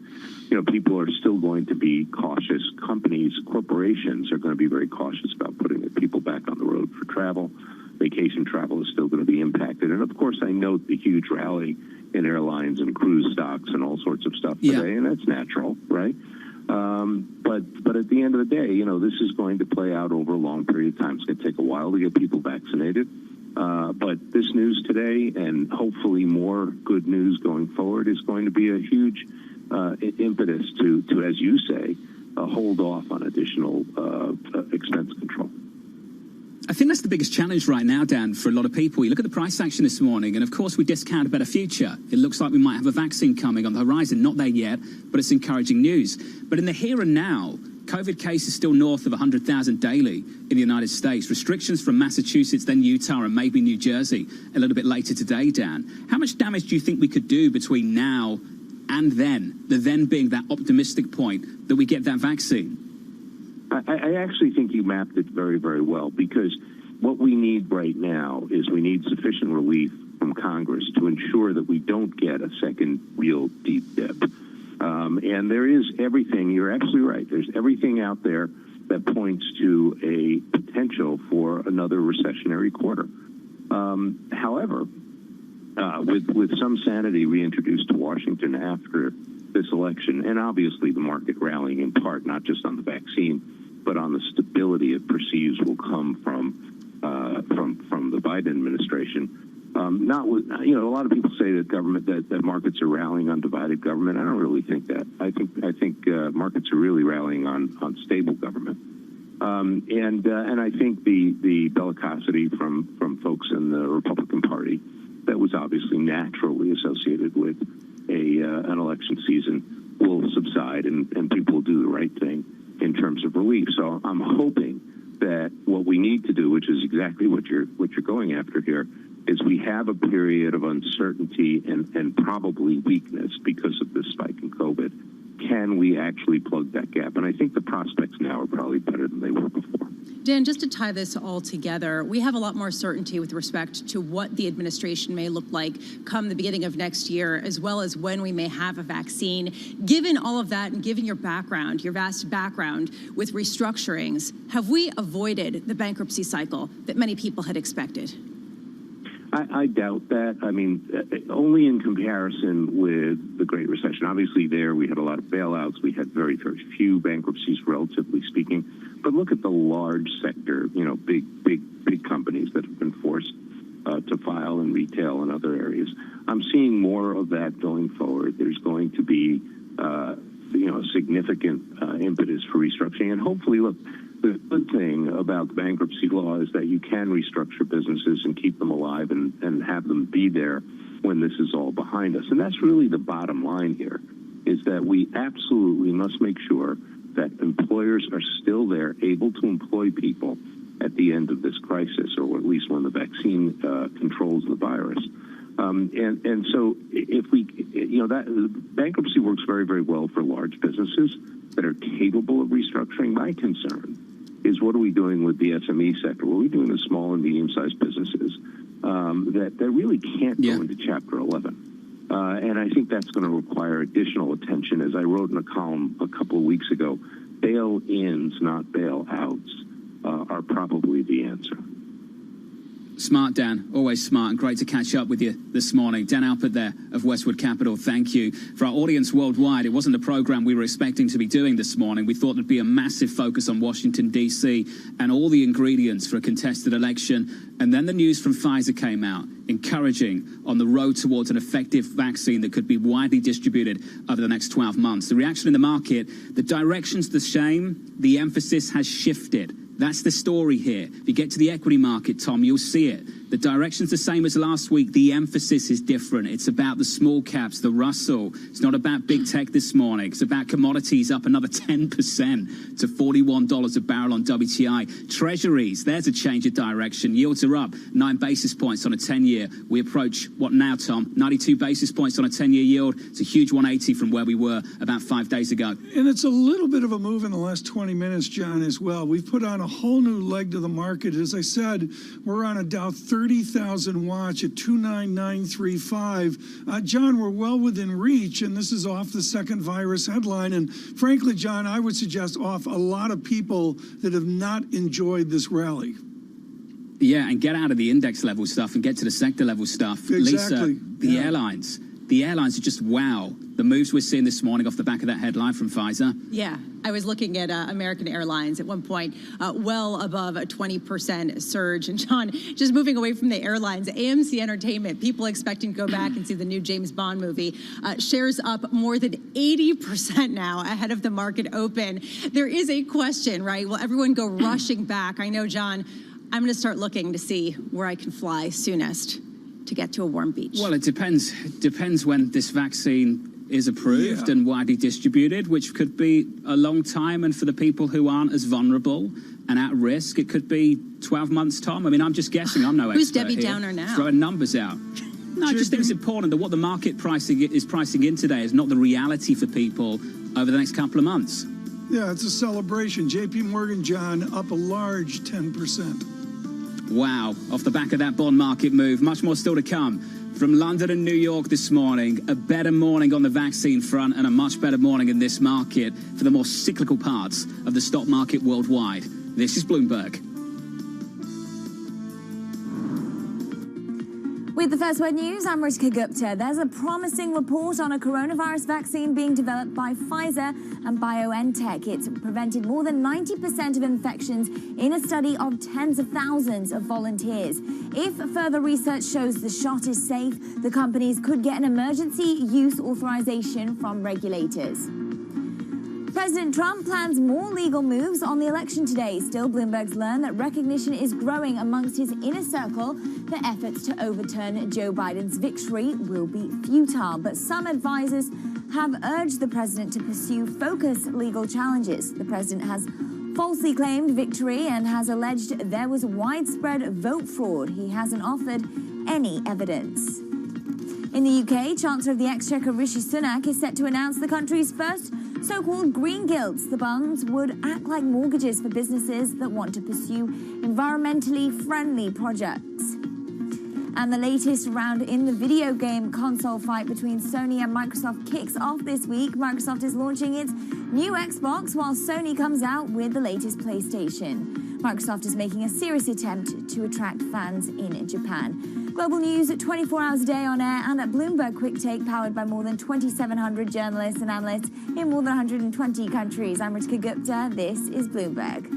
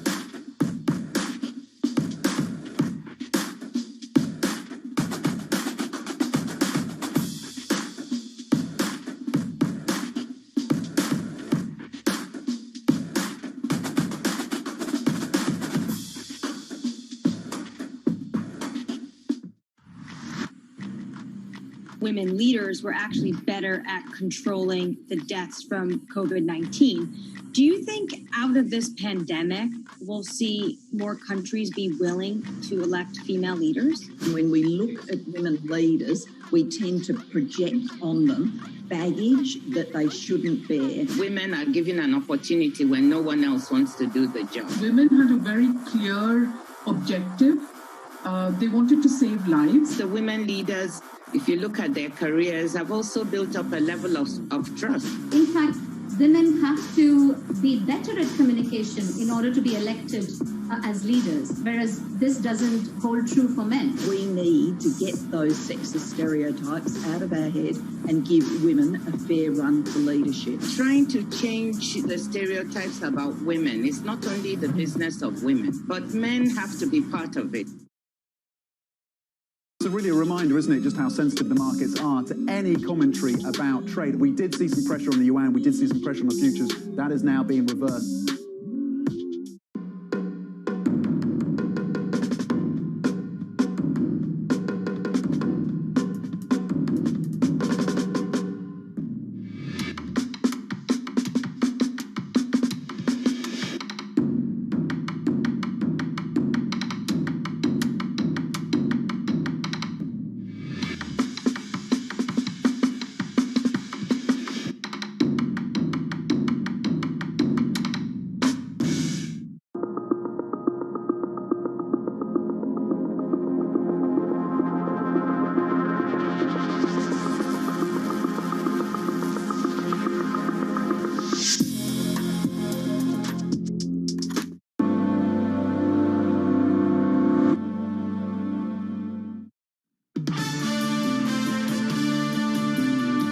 This is exactly the man to do it, exactly the administration for this moment in time.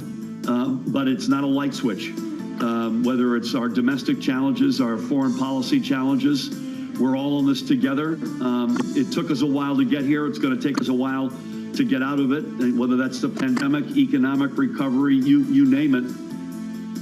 The discussion of this election with a gentleman from New Jersey, some nice headlines there from him. He's battling the pandemic. Right now, we move forward with a discussion of the election, and we do it with someone deeply experienced at the process. David Camp is with PwC, Tax Policy Services, but you know him with his wonderful service to the nation, is the leader of our House Ways and Means Committee, and he does this from the very Republican 4th Congressional District of Midland, Michigan, and to the west there of Detroit. Dave Camp, your thoughts as a former board of canvassers of how you run an election. What would you say to your president this morning about, you know what, we got it right in Michigan, Wisconsin, we got it right in Arizona, Georgia, and Pennsylvania. What should the president do, experienced member of a board of canvassers? Well, it's really hard to know whether these allegations of voter fraud are accurate or not. And so I do think the president has the right to have these issues looked at. As George W. Bush said when he congratulated Joe Biden on his victory, he said that, you know, these issues have the right to be looked at. And we had this in 2000, where it took almost a month before we resolved all of those issues to have them looked at. And we've had apparently some lawsuits filed, some have already made decisions. And so that's really part of our process to ensure that those people that supported Donald Trump also know that their vote counted. And it's really something that we've resolved in the past before. Mr. Camp, many people talk, few do. You have actually done tax policy. How do you affect tax policy with a Democratic president, the senator from Kentucky, and the Speaker of the House from San Francisco? That's a mess, isn't it? Well, it is. And one of the things I'd say is that in a closely divided Congress, legislating on tax policy is going to be more difficult. But we do have some opportunities in this lame duck session, whether it's with COVID relief and maybe some stimulus with that, or whether it's funding the government for the remainder of the year. Those could be some of the sort of seeds of bipartisanship in the next session. And there will be portions of the TCJA, the 2017 tax law, that will be expiring next year or changing next year, whether it's full expensing or research and development. So there may be some opportunities there. But often what we've seen is presidents don't really often want to do that hard work of legislating and often, fall back on the regulatory process. And we know with Treasury, there were a lot of regulations that attached to the TCJA or executive orders. And so it remains to be seen. But I do think sometimes in a closely divided Congress that can happen. And I will say this, Joe Biden has a lot of relationships from his long service in Washington, D.C. And when you're trying to craft legislation in a bipartisan way and have compromise, relationships really do matter. So that could actually be a strength potentially going forward. And a lot of this bipartisanship will be scrutinized in the lame duck session as people look to some sort of fiscal support. And I'm wondering, based on your experience, your tenure in Congress, as well as your experience talking with current legislators, how likely do you think it is that there will be some support passed in the next 3 months? Well, there's an opportunity in this lame duck, and particularly with Senator McConnell signaling he's interested in working on a COVID relief bill and interested in a full spending bill for the remainder of the year. So I think the possibility is there. It remains to be seen. They're just getting back to Washington this week, and whether they'll really have an opportunity to come together. But there's a chance, and I would have said before this sort of result that there would probably be a very short lame duck session. But this lame duck actually could get interesting. All right. The other aspect of this is when we spend, we run up the deficit and we will eventually have to tax. That is the theory here. And a lot of people are expecting higher taxes ahead, particularly for corporations next year, but possibly for many more. What is the outlook on that from your perspective, given your experience with the House Ways and Means Committee? Yeah, I think tax increases in a closely divided Congress will be difficult, and we're waiting for the results in January of the 2 Georgia seats, and it looks as if that could either be slightly Republican or slightly Democrat, even 50-50 potentially.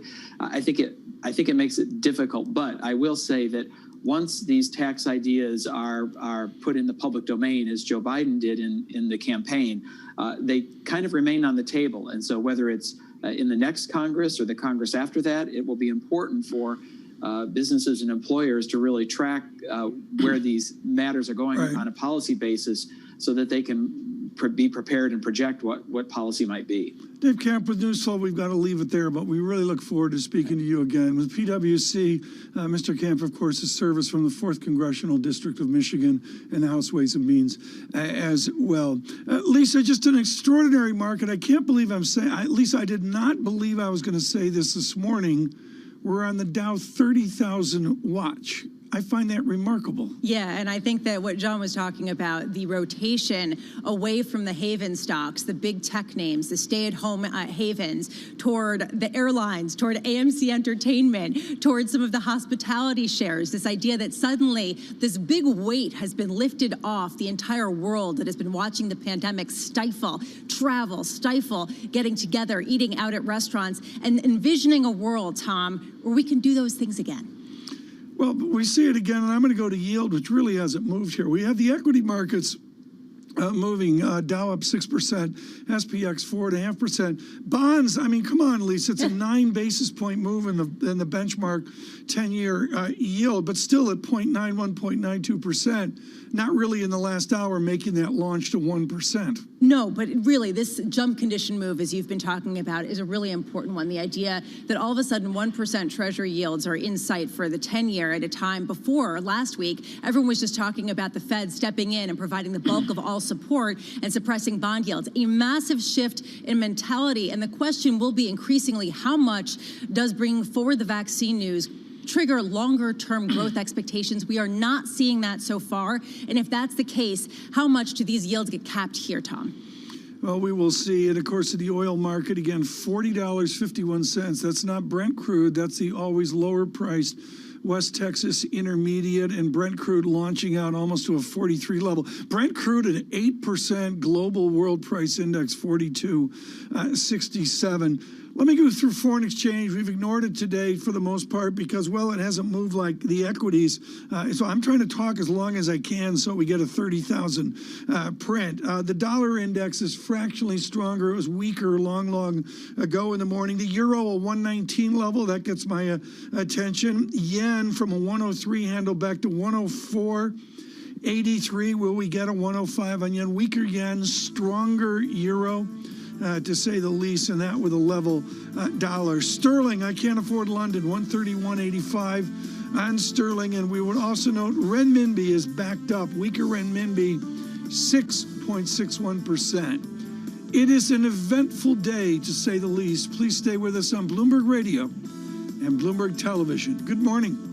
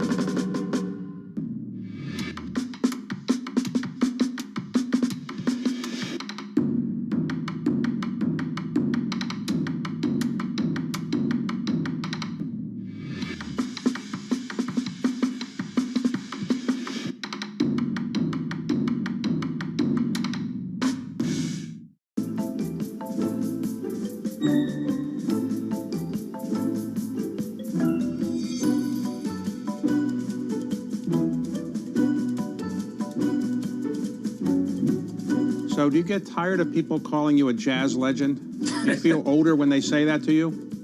Yeah, I like the word jazz. I don't like the legend.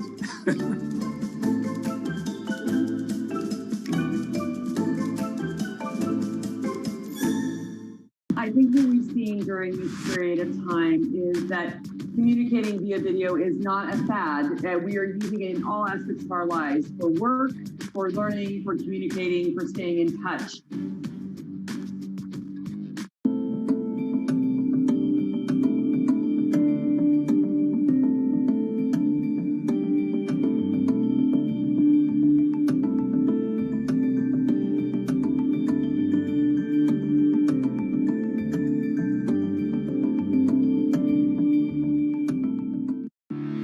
We explore the trends, investments, and competition of the European ETF industry.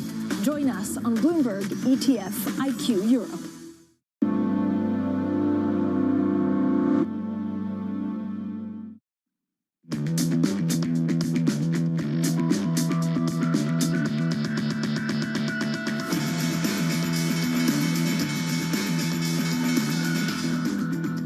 From New York and London, for our audience worldwide, good morning, good morning. A beautiful morning in New York City. 30 minutes away from the opening bell with equity futures absolutely flying. We begin with the big issue, a vaccine breakthrough, providing another shot in the arm for risk assets.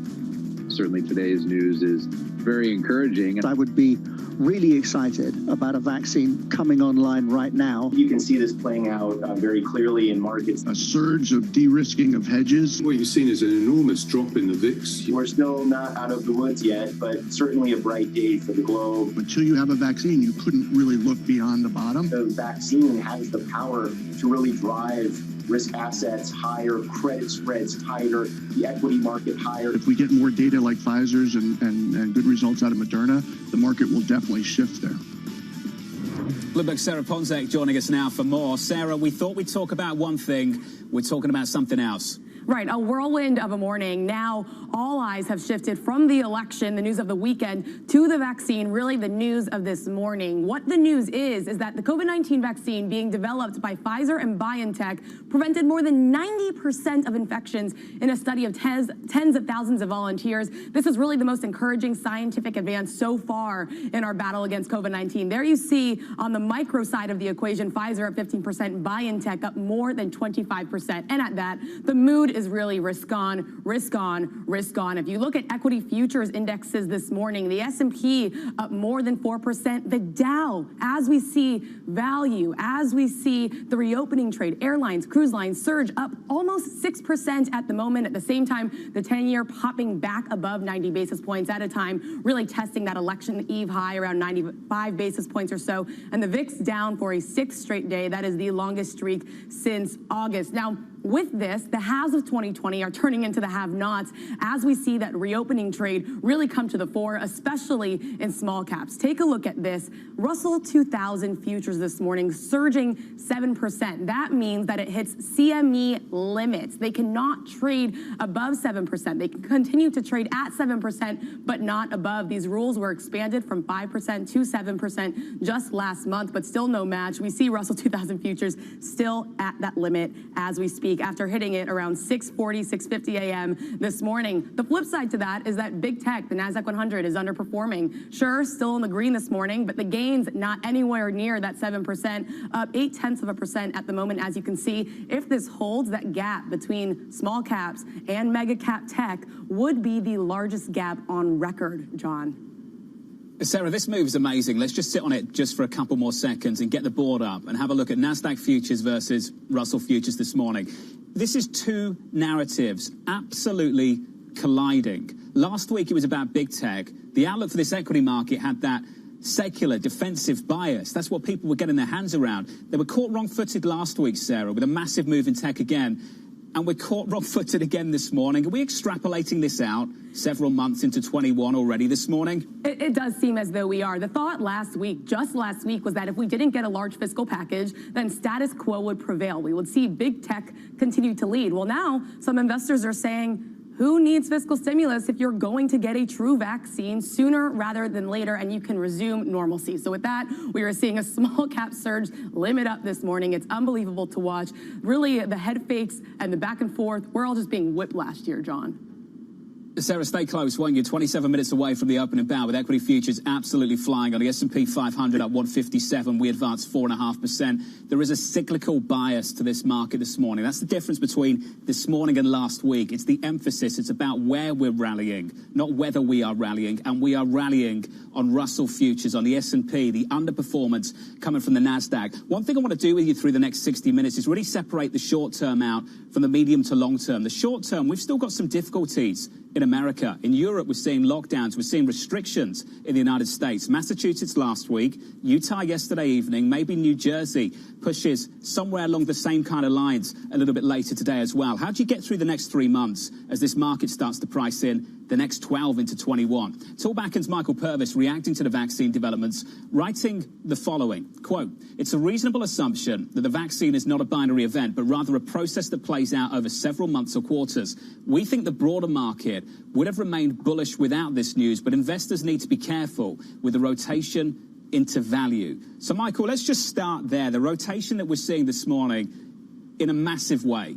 And as you and I have this conversation, we can bring up the banks, we can bring up the airlines. They are absolutely surging this Monday morning. Talk to me about the cautious approach that you're taking.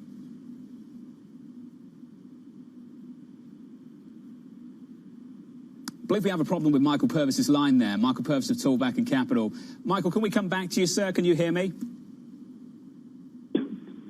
I don't think we can hear Michael Purvis. Michael Purvis of Talkback, and my apologies, sir. Hello. We're going to try and fix that technical connection with Michael as he says hello. We'll correct that for you. Michael, just bear with us as we tighten things up on my side just a little bit. I want to bring in Abigail Doolittle to get into the sector, the stock level story, 25 minutes out from the open. Hey, Abigail. Hey there, John. Well, let's dig deeper into the story that you and Sarah were talking about, because it's not about the election. It's all about this vaccine possibility from Pfizer and BioNTech. So we have Pfizer absolutely surging. I was just going through the Bloomberg terminal trying to figure out when the last best day is. I made it all the way back to 2012. So right now we're looking at the best day at least since 2012. I won't be surprised if it's the best day ever, but we don't know that yet. BioNTech, its partner, also surging on the possibility that this vaccine, which is preventing 90% of infections, it's a large study. There is more work to be done, but it's extremely hopeful. Now, not surprisingly, this is really helping some of the reopening stocks, the travel stocks, the banks. We have both the airlines and the cruise lines absolutely surging on the possibility that folks might be able to get back onto planes and cruise ships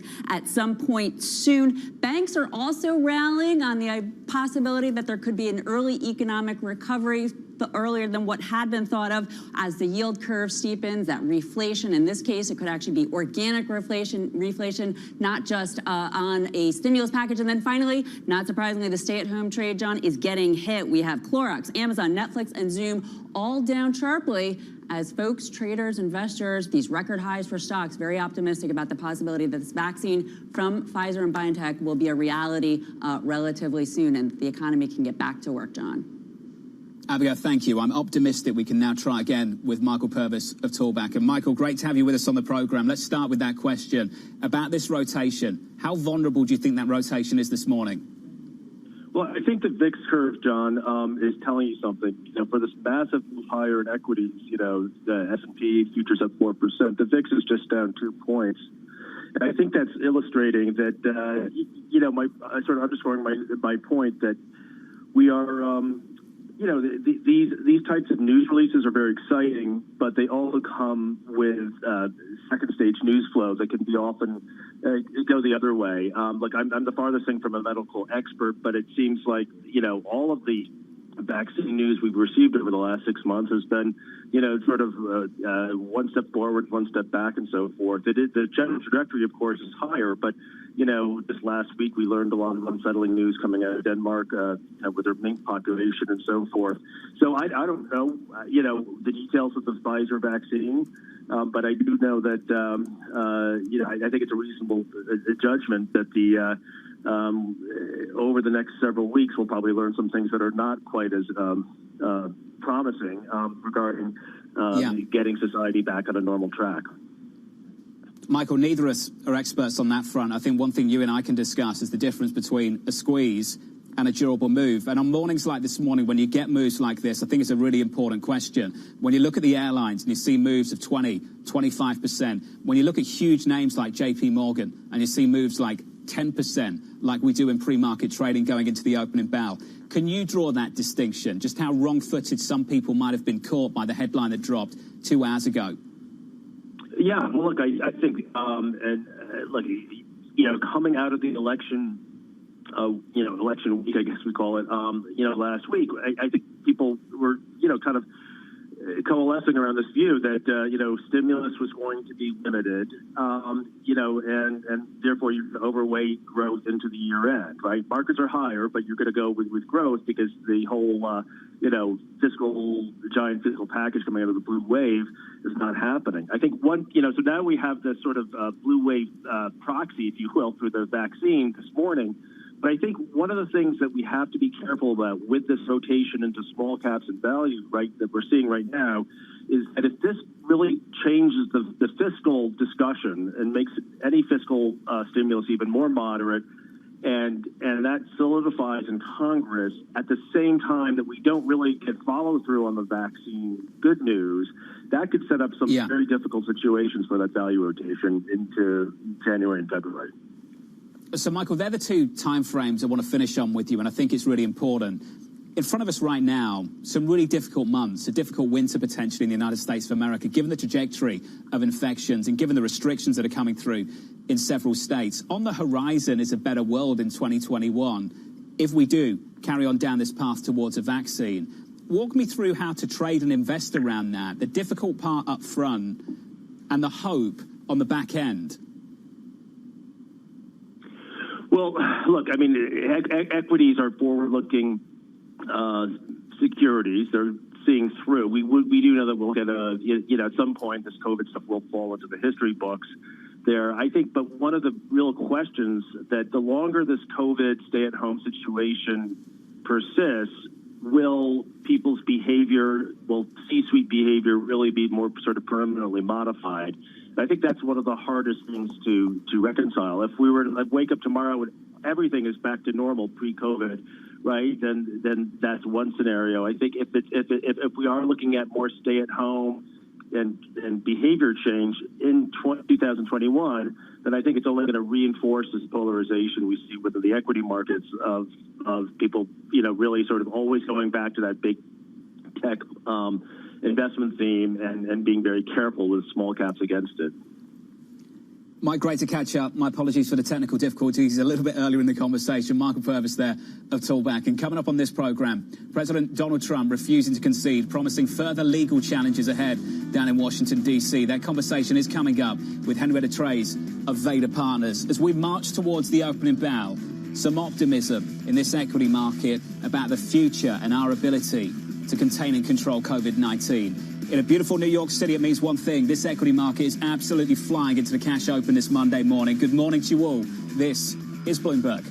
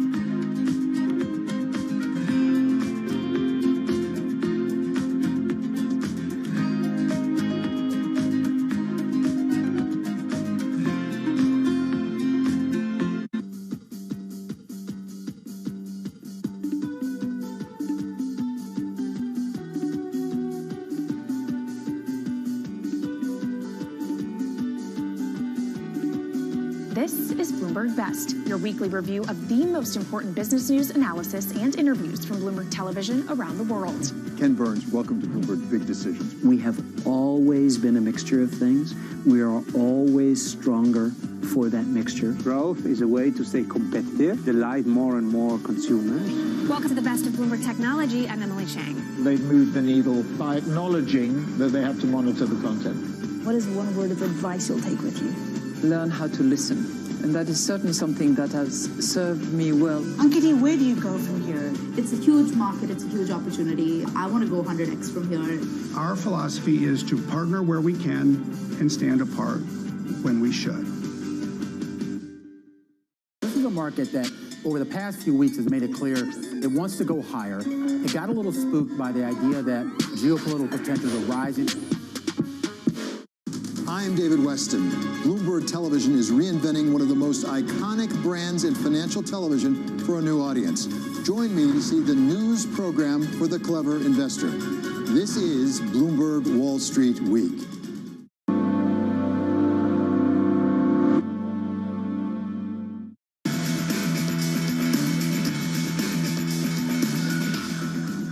The people of this nation have spoken. They've delivered us a clear victory, a convincing victory, a victory for we the people. We've won with the most votes ever cast on a presidential ticket in the history of the nation. President-elect Joe Biden addressing supporters after networks in the United States called the election. President Trump, however, refusing to concede, issuing a statement promising further legal challenges and writing the following. The election is far from over. Joe Biden has not been certified as the winner of any states, let alone any of the highly contested states headed for mandatory recounts or states where our campaign has valid and legitimate legal challenges that could undermine the ultimate victor. Joining us now is Bloomberg contributor Jeannie Zaino. Should determine the ultimate victor, I should say, Jeannie. So let's just start right there. This issue and how this process plays out, it's incredibly polarizing, and I understand the tension in America right now. Can you help me understand the process that the president is going to work through in the coming days and weeks? Well, you know, the president, as you just said, has indicated he has no signs, no means to concede. He's not going to at this point. He is going to pursue this legal process. He has every right to do that. But what we're hearing is that there's a split in the administration amongst those like his son-in-law, Jared Kushner, and his wife, the First Lady, who have said he should think about his legacy. He shouldn't pursue this. He should think of an exit strategy. And others who are advising him to keep fighting. Almost every legal expert you talk to says the fighting is futile, that there is just too much of a hill to surmount. He would not only have to change the results in one state, as was the case in 2000, he would have to do it in multiple states to catch Joe Biden at this point. And of course, as an indication of this, you can see that Republicans have been largely silent on this. We've heard a few, like Mitt Romney, congratulating Joe Biden. Others have said privately that they know the fight is futile, but they've remained silent. Jeannie, it's not surprising that they've remained silent, given that the effective de facto leader of the party, the president, hasn't conceded yet. So I'm not exactly shocked by that. I think what I'm focused on right now for this market, going into the opening bout with stocks absolutely ripping, it's the transition. We had some really encouraging vaccine news this morning, Jeannie. Can you walk me through how dependent the distribution of that vaccine, the development of it, is going to be on a really, really smooth transition into January 21? It is going to be dependent because, of course, you've now got a president refusing to concede and sitting in office for 72 days at the height of a pandemic, which, as you've been reporting, is expected to get worse. You've also got an incoming president-elect who this morning has put together this COVID transition advisory team and is hoping to make headway on that front, but yet is dependent in part on the current president allowing him to do things like access the federal agencies. This is a big issue. Until the GSA, the General Services Administration, allows the incoming president access to those agencies, his transition team has no idea what's going on in the ground there. And they have over $9.9 million in tax money allocated to that transition that they have not released yet. Jeannie, great to catch up with you, as always. Tremendous work over the last several weeks and months on Bloomberg. Jeannie Zaino there, a Bloomberg contributor. I want to bring in Henrietta Trays now of Vader Partners to continue this conversation. Henrietta, fantastic to catch up with you. Let's just start there. What would typically happen in the days and weeks after an election, after the vote, around the transition that is not happening right now? What is it? Absolutely. I mean, the federal agencies that are in place at HHS and elsewhere should already be in meetings with the Biden transition team, getting them up to speed, making sure they have all the most updated information. And if you have one candidate who's refusing to concede the election, that's going to be hamstrung to some extent. This will eventually come to an end, and there will be, a confirmation that Joe Biden is the president, and that the things will legally be able to proceed without President Trump's buy-in or say so, but we're just not there yet. And, COVID, as you mentioned and just pointed out, it continues to worsen and get more extreme by the day, especially now that we're in the fall. So this really needs to ramp up. I think there will be a lot of public pressure on the Republicans and the Trump administration and the agencies in particular to start coordinating, robustly with the Biden transition team. And so things will shift, but a lot needs to be done there within the Republican conference alone before that can happen. It's clear that the governors of certain states are already making moves around COVID-19. Massachusetts last week, Utah yesterday evening, maybe Murphy over in New Jersey. Governor Murphy will do something a little bit later this afternoon. I want to understand this morning, Henrietta, when we get the COVID-19 task force announced from the president-elect, can you walk me through the marketing, just the projecting, the signaling that comes from that, and then get to the real substance? Why does that matter?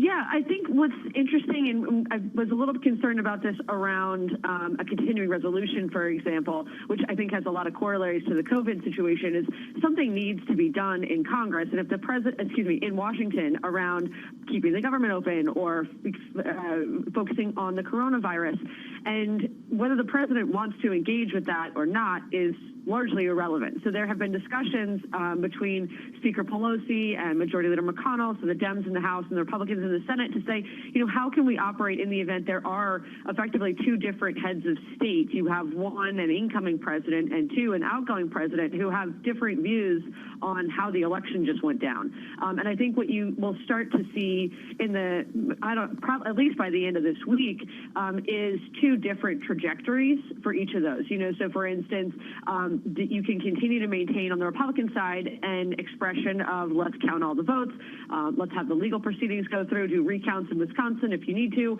in Georgia, wherever you're interested in holding those recounts, but also simultaneously working with the Biden transition team to make sure that that proceeds. And the governors are the ones, as you so astutely point out, that really need to drive that. They're going to be held responsible by their local constituents far more than, you know, the House members or the Senate members or even the president at the local level. So a lot of the drivers, we've seen governors be so paramount in the last 4 years, largely because of the disconnect between local needs, particularly since COVID, and what the president is messaging at the sort of top of the ticket running for re-election trajectory. So a focus on the governors there, I think, is definitely the best place to start. And I imagine the Biden transition team works directly with them starting immediately. Henrietta, as you point out, the president is perfectly entitled to work through this process, and he will work through this process over the coming days and weeks. People might not like the style, but the substance is, of course, something he is entitled to do in the next month or so. Henrietta, as you also point out, there needs to be a simultaneous effort to work with the other side to develop how to contain this issue over the next several months. For me, on the sidelines, which is going to dictate the outlook for this government for the next couple of years, is what happens in Georgia in January. How involved do you think President-elect Joe Biden is going to be in that in the coming months? I think Vice President-elect Joe Biden is going to be intimately involved there. The entire Democratic Party is about to descend. I was actually speaking with one of the campaign staffers on the Georgia Senate re-election team in the Republican conference over the weekend, and they are estimating that the amount of money that will go into this race, and if you can put it in perspective, in the general, it was $200 billion on the two Senate seats in the race of Georgia. In the next 2 months, they're anticipating that $800 million will be spent on this race. So everybody and their mom is going to be involved in this, is I guess how I would phrase it. The main outstanding question is, how does President Trump engage? Does he go to the mat for Senator Perdue and Senator Loeffler? I mean, he's already tasked his specific candidate, Collins, to do the recount in Georgia, but, you know, how they want to know what he's going to be like at the top of the ticket, because he is such a driver in these rural communities and amongst his diehard base that maybe isn't quite there for the rank and file members of the Republican conference. So that question, I think Biden, I think Stacey Abrams, who delivered that state for Democrats in this last general, will be very involved. I think the whole Democratic establishment will descend on Georgia, but you really want to know, what is President Trump going to do? Is he going to go to the mat for those Republican senators, or is he going to, you know, continue to fight his own re-election battle? And I wonder if that's why some Republicans are holding back over the last couple of days. Henrietta, fantastic to catch up with you. Henrietta Trays there of Vader Partners weighing in, not just on this market, but on the politics. Maybe one trade, get long Georgia diners, maybe, over the next several months going into January. In this market right now, equity markets absolutely flying. Much more still to come. From London and New York, this is Bloomberg.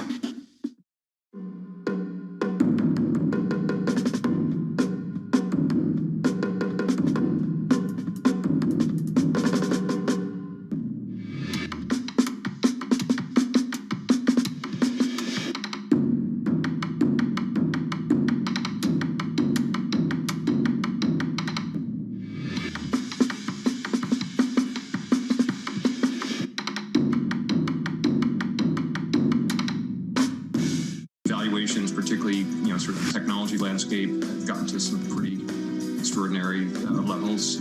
So I think it's not a surprise. I don't think it's any indication of the beginning of the end, but I do think markets don't like uncertainty.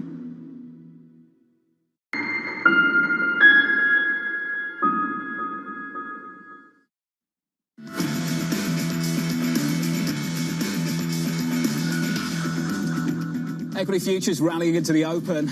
A beautiful morning in New York and a beautiful rally of your long stocks. Let's get you some morning calls. A look at some of the analyst recommendations on Wall Street this morning, beginning with Jefferies downgrading Mattel to a hold after rallying almost 100% from its March low. The analyst citing the stock's valuation, with shares quickly approaching a $15 target. UBS upgrading Yelp to neutral, a $26 price target. The analyst citing strengthening demand trends and solid management execution. And finally, Evercore upgrading New York Times to an outperform with a $48 price target. The analysts seeing a favorable setup for next year with the end of the election fueling some cyber growth. Up next on the program, Kate Moore of BlackRock joining the opening bell.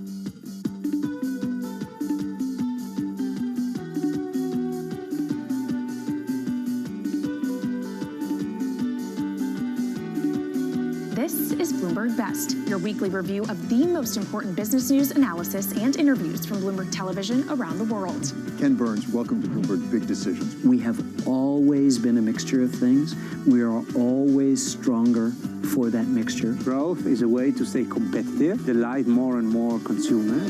Welcome to the Best of Bloomberg Technology. I'm Emily Chang. They've moved the needle by acknowledging that they have to monitor the content. What is one word of advice you'll take with you? Learn how to listen. And that is certainly something that has served me well. Ankiti, where do you go from here? It's a huge market. It's a huge opportunity. I want to go 100x from here.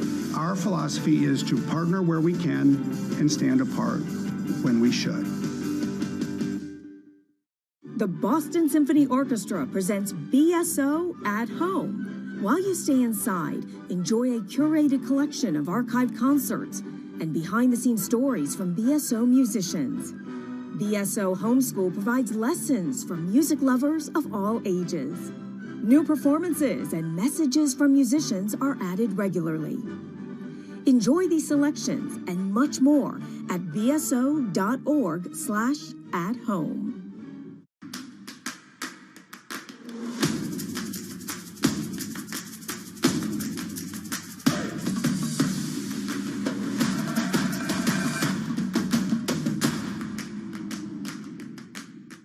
Give you a sense of the real-time action. The 10-year yield tumbling now 11 basis points, so continuing in this knee-jerk risk-off feel.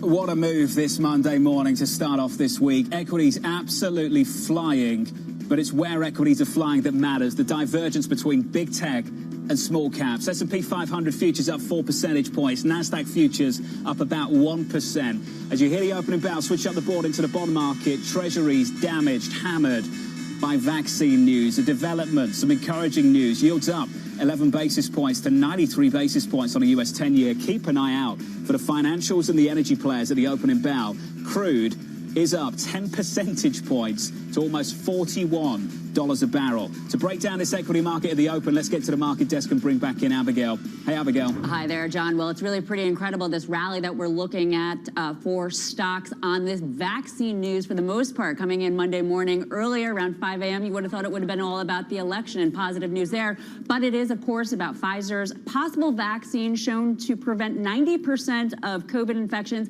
It's a large study. There's more work to be done. But based on the Bloomberg terminal here, we are looking at the best day for Pfizer going back quite a ways, as Pfizer is up about 14%. Still waiting for that to calculate. In the meantime, American Airlines also surging. Airlines on the possibility that folks can get back out there. And yes, earlier I said I thought Pfizer would be on pace for its best day ever. The Bloomberg just calculated that. Pfizer is right now headed to its best day ever, going all the way back to 1980 on this vaccine possibility, John. Really pretty incredible. Darden Restaurants soaring also on the idea that folks will get back out eating into restaurants. Disney up 11%, even after the company has restreamed toward its streaming business, but the idea that folks will be getting into the parks. The question to ask, though, are investors too far out over their skis on this reopening trade around this vaccine possibility? Very encouraging, but still, again, more work to be done. Where we have losses, not surprisingly, big tech and those stay-at-home names that you were talking about, Amazon, Netflix, Zoom, those are all sharply lower, again, on the encouraging possibility that folks might be able to get back out into the world in a more normal way. But we do have that period of time, John, between now and when a vaccine might come out. Could be a little bit awkward. Investors may have to contend with that in the days and weeks ahead, John. Abigail, thank you. And I think that's the key issue for this market right now. The encouraging news on the horizon, the story, the better story that this market is pricing in, and the experience of most people in America right now over the next several months as COVID cases continue to climb. In the market, 2 minutes into the session, we climb on the S&P up by 3.6%, on the NASDAQ up by 1.2%, clear outperformance on the Russell. If we can take a look at one name just quickly, as Treasury yields start to push higher, as the curve starts to steepen out, financials are absolutely flying. JP Morgan is up by what, 10, 11%? In and around the open. Much more on that still to come. Let's get to the market desk and bring in Scarlett Fu. Scarlett, what a morning for this equity market. Yeah, I'm looking at financials. They're the best performers in the S&P 500 right now, up 3.5%. And just looking at the KBW Bank Index, which has 24 members, a lot of them have not opened yet. So the worst performers basically don't have a trade. But some of the regional banks are really flying high. For instance, Zion's up at 16%, People's United Financial up by 13%. These are the beaten up sectors. And I want to give a shout out to Assad Haider, Goldman Sachs strategist, who long before November made the case that the vaccine outlook would be more critical than the election outcome. They said there would be a slew of clinical trial data from front runners. Anything above the low 60% range would be good enough for investors to turn bullish on beaten up cyclicals. And that's exactly what we have here with financials and energy, the most beaten up of the beaten up cyclicals. So you've got financials leading the way. Energy stocks are also flying high as oil prices rally. And again, there are a lot of names that have not yet opened up for trading. Within the S&P 500 Energy Index, there are only 7 names that have opened so far. The worst performer, in that the gain is the smallest, is Williams with a gain of 9%. So we're still waiting for the other names to begin trading. And of course, the hotel names and the travel names that have been flying during the pre-market on this sense that if we are closer to some kind of vaccine and getting people to be able to go out once again, that means that things can somewhat start to return to normal. And you're looking at double-digit percentage increases for the likes of American Airlines, United, Delta, and JetBlue. Of course, they've been beaten down tremendously, and we're nowhere near the levels we had seen before COVID, certainly, and even back earlier this year. But this is certainly a long time coming. John? Scarlett Fu, thank you. What a move. What a move. You'll hear me say it again and again. 4 minutes into the session, the Russell up by about 5 percentage points. Clear outperformance on small caps in America right now. We're going to continue the conversation and work through this news. BlackRock's Kate Moore joins us now for more. Kate, just walk me through your reaction. It's like two narratives colliding, one from last week about big tech, then one from this morning about the cyclical parts of the market. Your early take, Kate, please. Yeah, look, I mean, John, as everyone's been talking about, we have this perfect storm around some clarity around the election and some clarity with a divided government, which I think is actually a great outcome for markets because you don't get any radical policy change in that environment. And the good news coming out of Pfizer this morning, and leading people to feel more comfortable about the reopening trades. And so I think you have this incredible combination right now of sort of a relief after getting through some of the toughest part of the political cycle, and relief that we have an end in sight in terms of the pandemic. But I think both of these things are, not January 2021 phenomenon, that we actually have to say the market is trading on expectations of mid-2021 at this point, which equity markets, as we know, generally do. They trade on forward news. And we also kind of have to temper our optimism. I expect some of these outperformers to really rip, the reopening trades in particular, to outperform. You were mentioning the banks a moment ago, but I think also some of the travel, entertainment, leisure stocks I would expect to perform extremely well today. But sustained outperformance, is going to sort of require even a stronger timeline and a kind of a firmer timeline around when regular adults will get the vaccine. Okay, I think this is the most important point to recognize this morning, and I mentioned this at the top of the program. When you see big moves like this, it's really difficult to distinguish between a squeeze because people are caught wrong-footed in a different part of the market or on the wrong side of the trade, so to speak, and something more durable. How do you make that kind of calculation on a morning like this morning, Kate? Yeah, John, that's an incredibly important point. I think positioning has always been a critical part of our process as well, trying to understand not just where people are short, but for institutional investors, where they're underweight. And financials certainly falls into that category. I mean, look, even if we get a reopening of the economy, banks have some challenges from a lower interest rate environment. The Fed seems very unlikely to change its tune. I mean, Powell was out last week confirming that we are at extremely low levels of rates for the foreseeable future. We are anticipating even more liquidity. So yes, I see the steepening of the yield curve right now. And yes, I understand people are more optimistic about a return to regular activity for consumers and for businesses. But, this is more of a adjusting people's underweights, kind of neutralizing what had been a big call to take money out of financials and put it into other secular growth stocks. And less of I think, a constructive view on the overall sector at the moment. Kate, from your perspective, is there a risk that retail investors especially could get a little bit too cute about all of this? And I think for institutional traders as well. Last week, the conclusion was stay long stocks. This morning, the conclusion is stay long stocks. It's just the emphasis that shifts around, the rotation from one place to another. Kate, can you just stay long the S&P 500 and sit out the next few months and not play this game? Well, I mean, it depends, exactly as you're saying, John, how cute do you want to be? There's definitely going to be some rotation, internal rotation at that over the next couple days as people, as I was mentioning, reduce their underweights to some of the sectors that I think are a little bit more impaired over the longer term. And, maybe take some chips off the table on the higher flyers, the secular growth stocks. But I still want to be in these companies that have generated revenue growth through all parts of the economic cycle. Even if we have a vaccine, even if in early 2021 we're getting closer to another round of stimulus, we still want to own companies that can prove to sort of produce revenue growth, that can expand their business, that have awesome management teams and super strong balance sheets, in the interim. And so I think, we're a long ways from an all clear from a February, 2020 kind of economic and market environment. And until then, I will be using some of these opportunities if people are rotating out of those stocks to add on to some of my positions. Well, if you really want to leverage that story of that cyclical rotation, look at the beaten up parts of this market. And I'm not talking about sectors in the United States. I'm talking regionally, Kate. The performance we see right now, and I know we've got a stunning move on the screen in the United States, 8-9 minutes into the session. Over in Europe right now, on the continent, the DAX is up by 5.5%. On the periphery, Spain up 7-8%. We are flying, Kate, and that's the part of the world that just has not recovered from the COVID-19 crisis. And when I talk about recovery, I'm talking about the economy. Many countries, including the one I'm sitting in right now, locked down again. Kate, can you talk me through your international appetite? I understand in the United States, you want to keep somewhat of a bias still to big cap tech. You don't want to move away from that too much. Where does Europe sit in all of this, Kate? Yeah, John, because Europe has been a massive, source of debate for many institutional investors. They think about their global equity allocation, and this has been really in the crosshairs. Earlier this year, it looked like Europe had a handle on the virus and was kind of, be able to reopen sooner than the U.S., at least more coordinated policies in some cases. And then, of course, we've stepped back. So as we think about what's sort of driving European equities today, it is really the Pfizer news. Obviously, the U.S. news is having around politics a much smaller impact.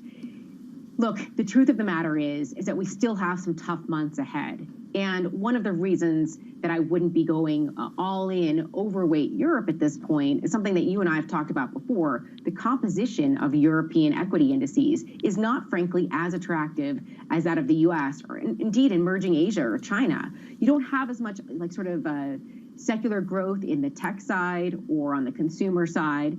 To be fair, there are really good companies in Europe, but I prefer to be a stock picker there instead of owning the overall index. You don't have that downside protection, that mechanical downside protection on the member weighting side of things. Kate, fantastic to catch up with you, especially this morning. Caught myself saying that so many times over the last several weeks. Kate Moore of BlackRock, great to see you. Thank you. 10 minutes into the session, the S&P 500 up by 3%. Record highs on the S&P, widely anticipated. It's about where the rally is. Energy flying, financials flying, real estate flying, industrials flying. At the market desk, here's Abigail.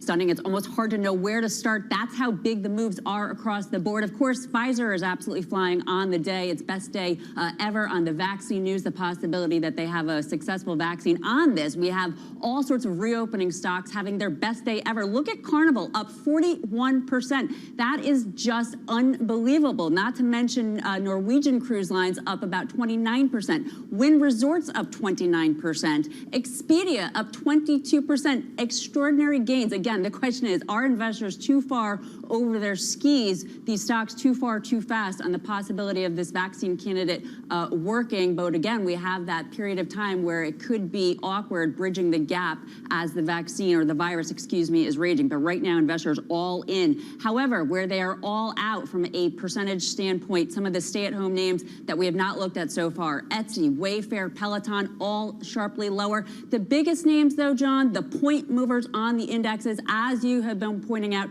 JP Morgan absolutely surging on the day, its best day since March. On the other hand, the top sector on the day, energy up 12%. Take a look at that. Valero up 28%, its best day ever since 1997. Amazon and Netflix, though, not so much. Those are the big stay-at-home drags on the day. Really, truly, another day of the haves and have-nots. Today, the stay-at-homes are the have-nots, whereas the reopening trade, John, clearly the haves. In a massive way. Abigail, thank you. Stay close. We'll catch up with you in a couple of minutes' time. 12 minutes into the session, record highs on the S&P 500. I've talked about the emphasis. It's where we've got this massive rally. In the small caps, in the cyclical parts of the equity market as well. And I've said repeatedly over the last hour or so, it's about trying to understand the distinction between a squeeze and something more durable. And one thing you can be sure about this morning, we have taken a sledgehammer to those short positions on some of those cyclical names in this market. The likes of JP Morgan, the airlines much more so. AMC, absolutely flying. Coming up on this program, vaccine optimism fueling a huge rotation into the lockdown losers. That conversation up next with Richard Bernstein of RB Advisors. That is next on this program from London and New York this morning. Good morning. This is Bloomberg.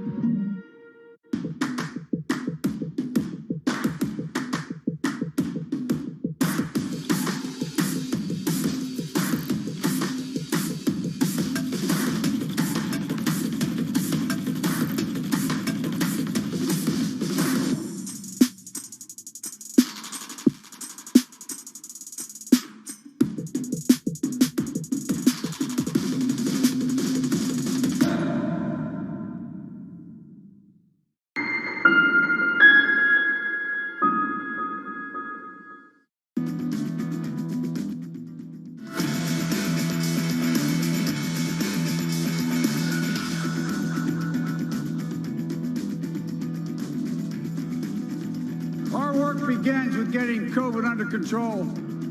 We cannot repair the economy, restore our vitality, or relish life's most precious moments, hugging our grandchildren, our children, our birthdays, weddings, graduations, all the moments that matter most to us until we get it under control. President-elect Joe Biden there, hoping we get it under control. That hope extends to this morning with the news out of Pfizer. The COVID-19 vaccine being developed by that company prevented more than 90% of infections in a study of tens of thousands of volunteers. Still work to do, but the progress and the visibility over that progress is just getting a little bit clearer. In this market right now, 16, 17 minutes into the session, equities absolutely surging to all-time highs on the hopes that we develop that vaccine. Let's bring in Bloomberg's Michael McKee for more. Good morning to you, Mike. Good morning to you, John. We'll call this Cliche Monday. You can say light at the end of the tunnel. You can say turning the corner. I'm going to go with it was the best of times. It was the worst of times. Because if you're in the equity markets, you're having a great day and things look really good.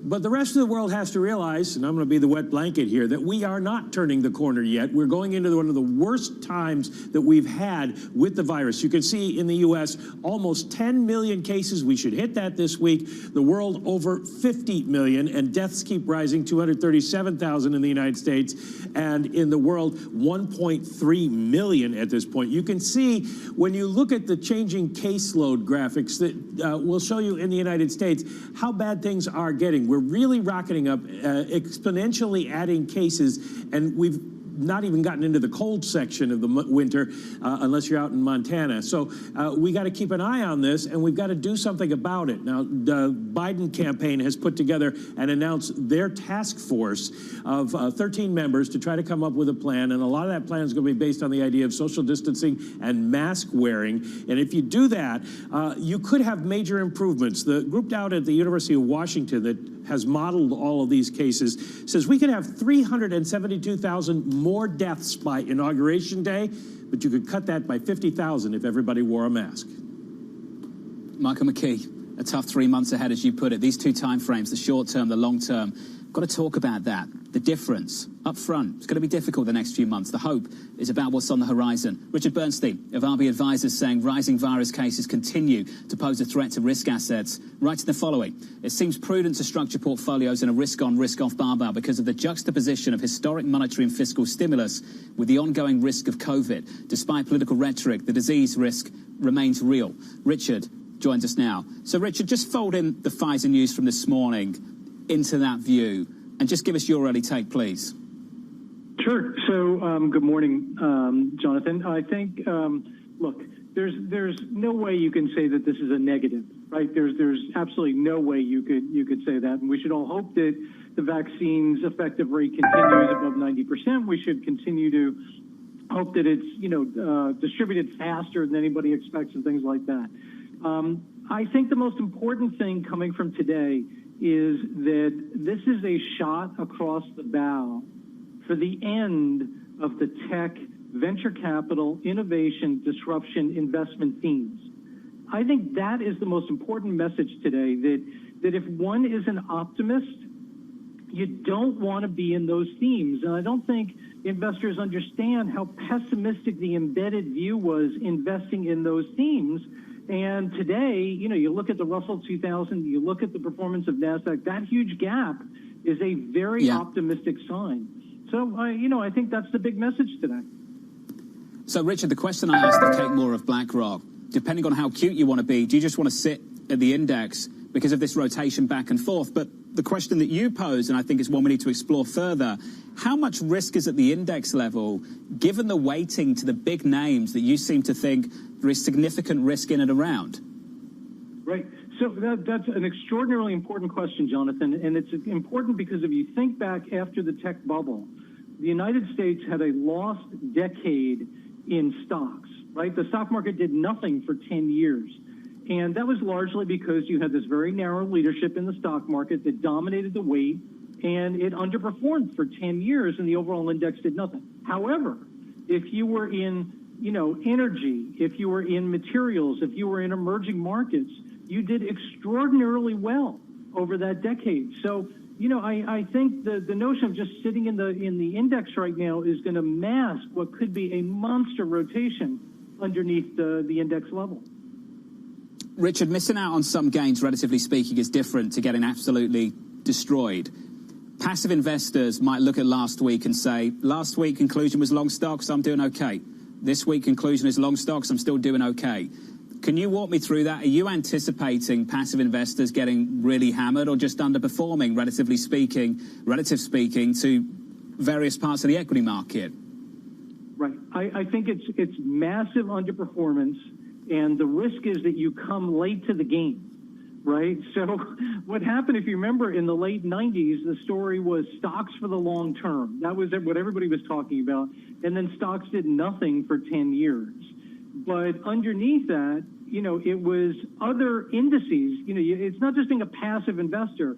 I think people forget that not only do you have to be passive, but you have to be active in your passive decisions. You can't just say, I'm going to be passive, because there are other indices. You could choose an emerging market index. You could choose a commodity index. You could choose all kinds of different indices. So, we always refer to it as being pactive, being the active manager of passive investments. That's what we think of ourselves. But I think that's extraordinarily important if you think there's going to be this major rotation going on. Richard, really smart. We'd love to get you back on soon and continue this conversation. It's a big conversation into year end and maybe beyond. Richard Bernstein there, the founder, CEO of RB Advisors.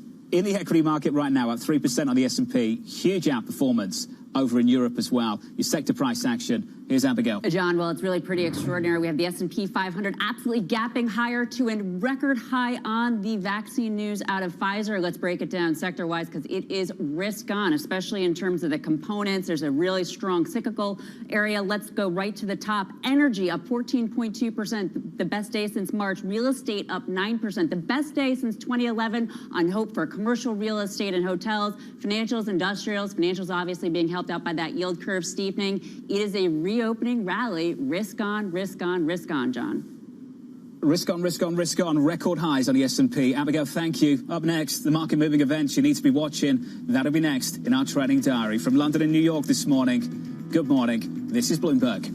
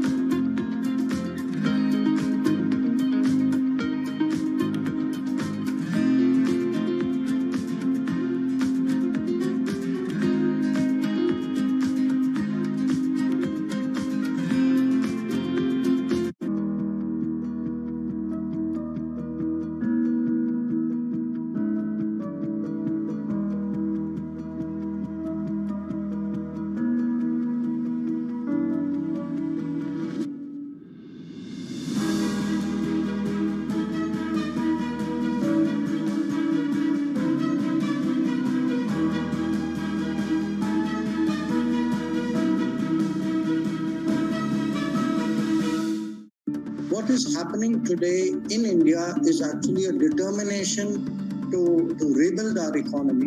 India has an opportunity not only competing in the space of the factory of the world, but a very big opportunity to compete in being the office of the world. Mercedes-Benz is on a path towards CO2 neutral mobility. So we have flicked the switch there, and really we're going to step by step electrify everything. And what does that mean? Combustion engines get electrified.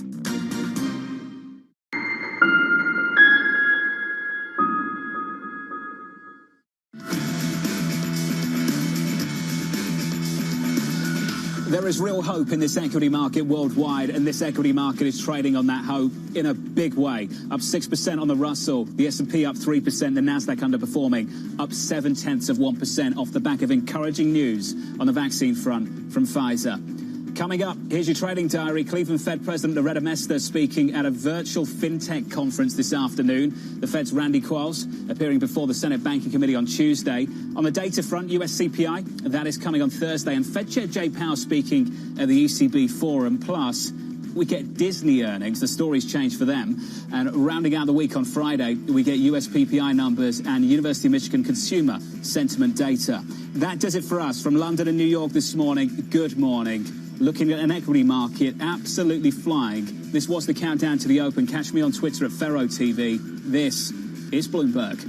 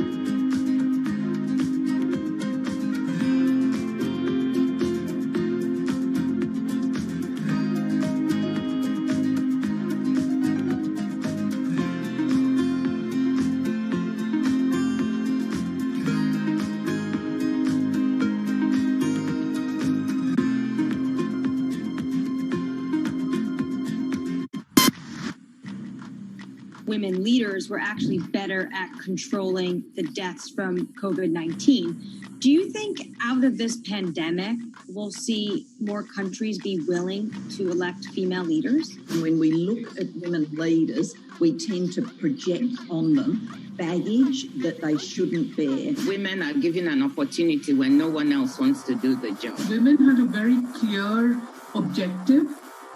They wanted to save lives. The women leaders, if you look at their careers, have also built up a level of trust. In fact, women have to be better at communication in order to be elected as leaders, whereas this doesn't hold true for men. We need to get those sexist stereotypes out of our head and give women a fair run for leadership. Trying to change the stereotypes about women is not only the business of women, but men have to be part of it.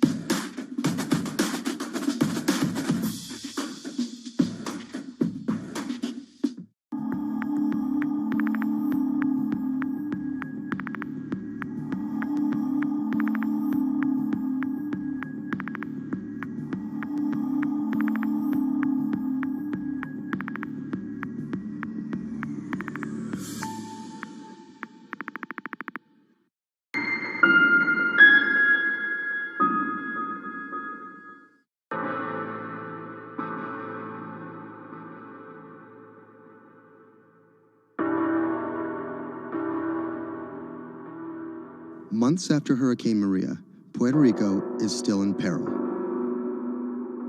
Huge swaths of the island are still without power, running water, or access to medical care. Experts estimate that it will take years before these services are restored island-wide. Much of the blame has been placed on FEMA for a slow response in comparison to recent disasters on the mainland. But recovery from a disaster of this complexity and scale has proven more challenging than anyone anticipated. And filling the gaps between an overextended public sector and a suffering populace falls on the private citizens.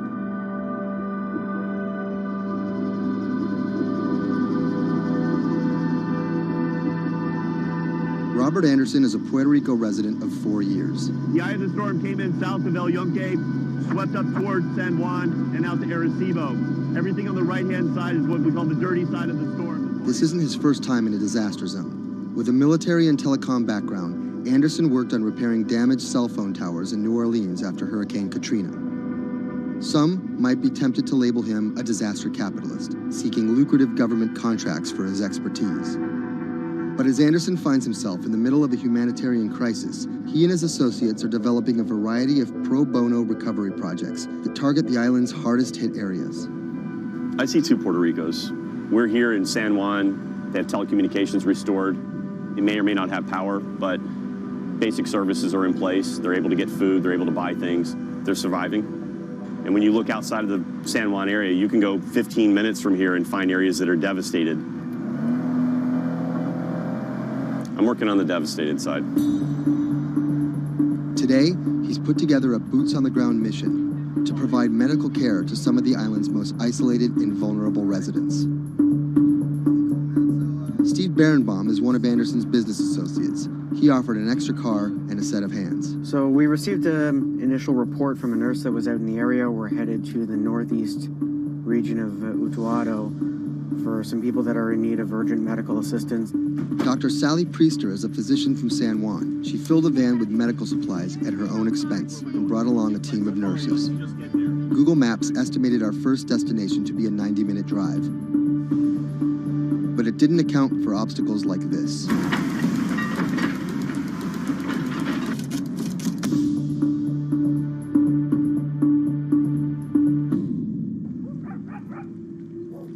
Our first stop was the home of an 82-year-old blind Vietnam veteran. His roof was blown off by the storm, and he's been living alone in a back shed for nearly 2 months.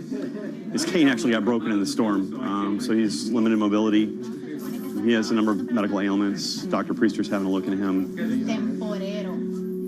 We called the VA. They're going to get him set up with what he needs, get him stabilized so he can then be transported either to an evacuation center or off the island. It's when the chain gets broken, when those families that are connected to them leave the island or take off. These guys get left at the end of the road, and it's tough. FEMA was not officially part of Robert's team, and their arrival caught everyone by surprise. Their job here was to survey and report back to their superiors, and did not come with medical aid of any kind. People think that FEMA is there to hand out bottles of water. It's not what they do. FEMA has a role to play. They have a very specific role. They bring in ships, they bring in airplanes, they bring in tractor trailers with pallets of things. But they're a big machine, and there's gaps in that thing. And you're seeing one of the gaps here, and we help fill that role.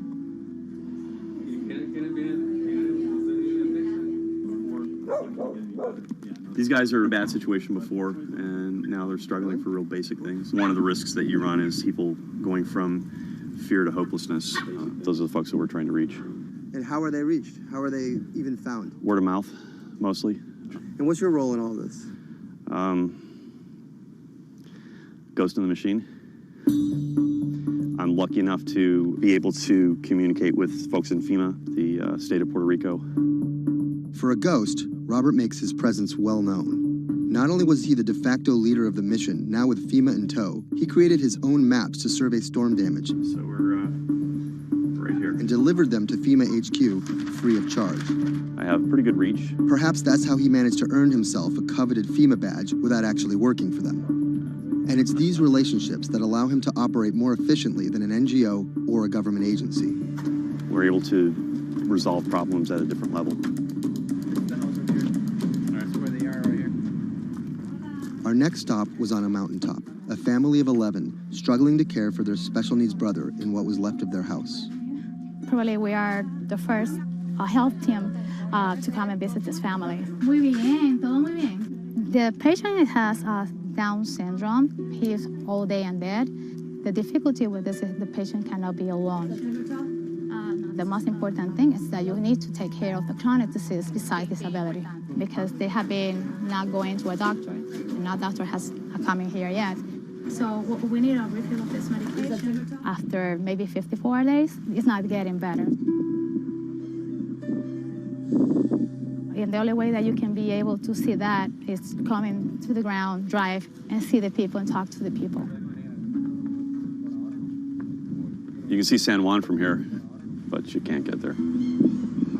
It's like the Emerald City.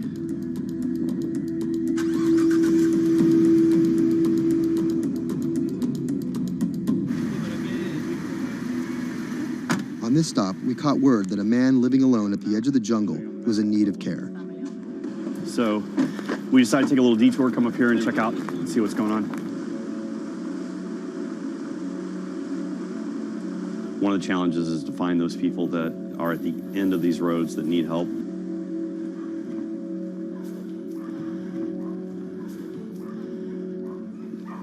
¿Pero por qué estás solo? ¿Por qué estás por acá tan solo? I'm asking about why he's alone right here. He said things of life happens. Yeah, I'm here by myself. So ¿dónde vive acá? En la parte de...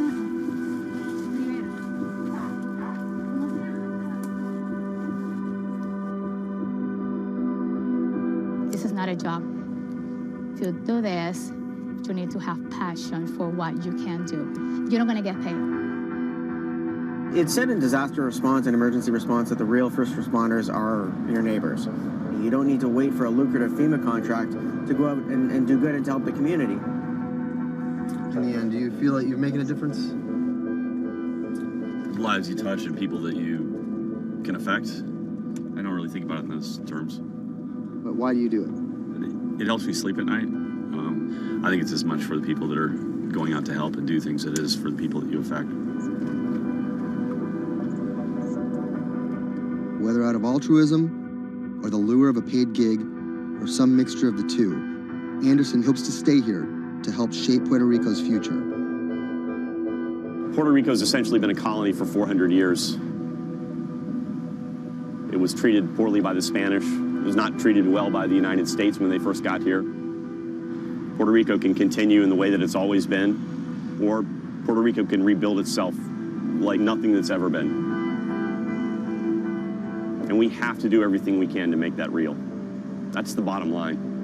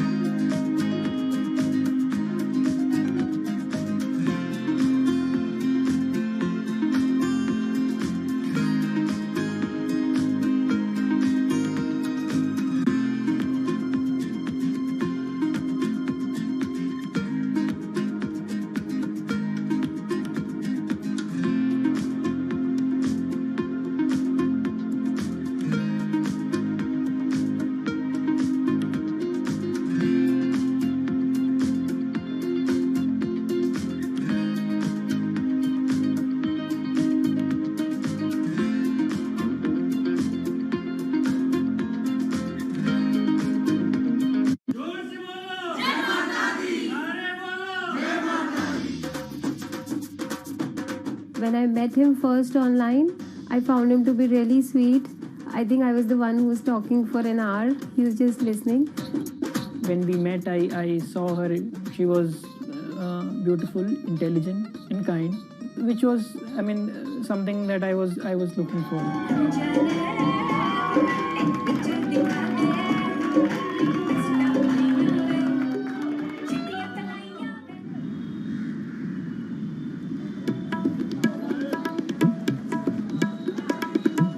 Anshu and Sumit are one of about 12 million couples that get married in India every year. Unlike their parents' generation, they're not from two close villages, but from two cities on opposite sides of the country. And their love didn't start through community matchmaking, marriage brokers, or classified ads in newspapers, but began online.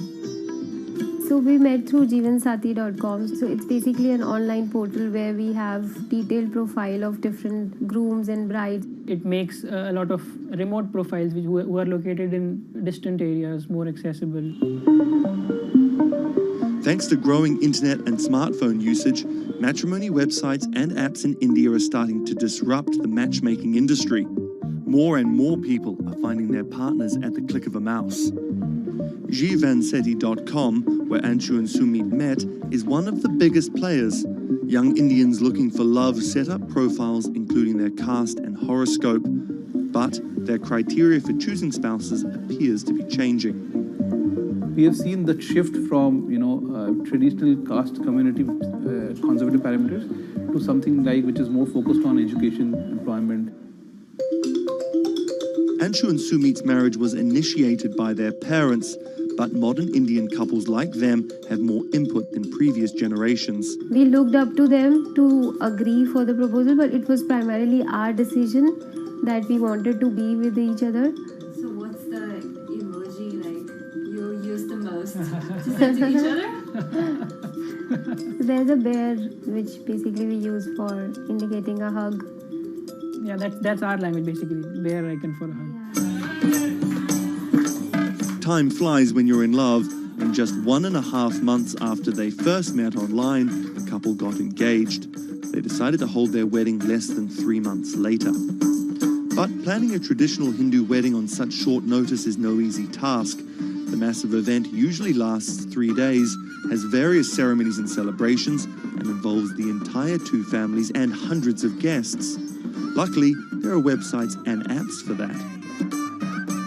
We searched online, we got in touch with Wedding Brigade, and they helped us finalize the venue. And it makes the search faster and efficient. Startups like the Wedding Brigade are challenging traditional wedding planners in this $50 billion industry. It provides various services from booking banquet venues to buying wedding gowns. The website makes money by charging commission from vendors. People don't want to be limited to what is available around them. They want to know the entire range of options available before making a decision. And now it's easy to find almost everything on one portal.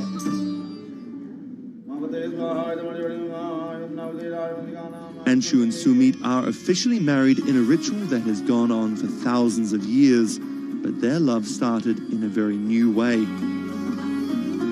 Technologies might be changing the way couples meet, date, and get married in India, but they're definitely not changing everything. The technology was only the first level help that we could get to find each other. Everything else was like very humanly and emotions and feelings based.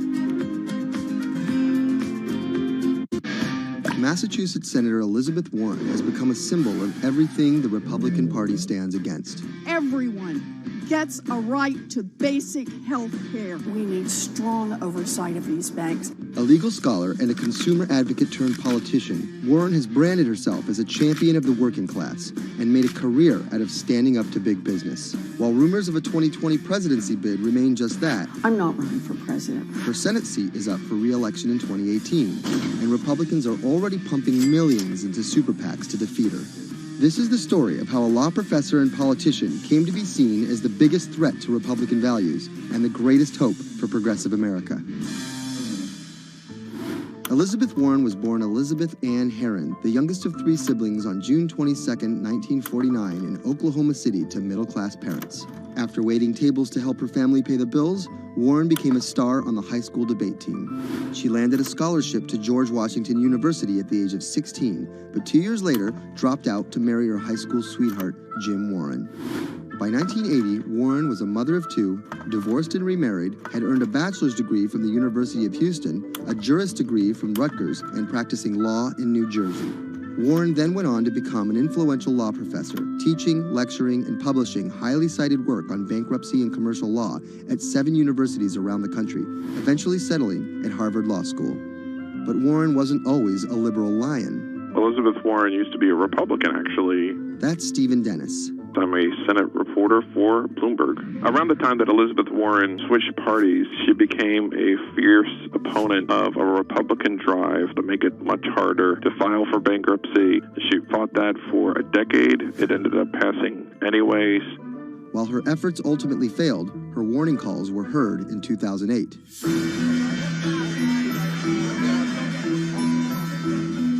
We're in the midst of a serious financial crisis.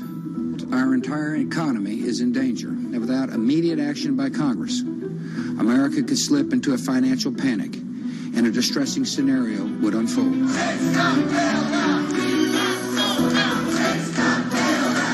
Professor Warren was tapped to help with oversight in the government bailout. She would excoriate bankers and their bonuses and their practices. Why should the U.S. taxpayer alone carry Citi? She proposed a series of tough regulations, which became the basis for much of the Dodd-Frank financial law that we have today. That sort of catapulted her to national stardom, particularly among the progressive left.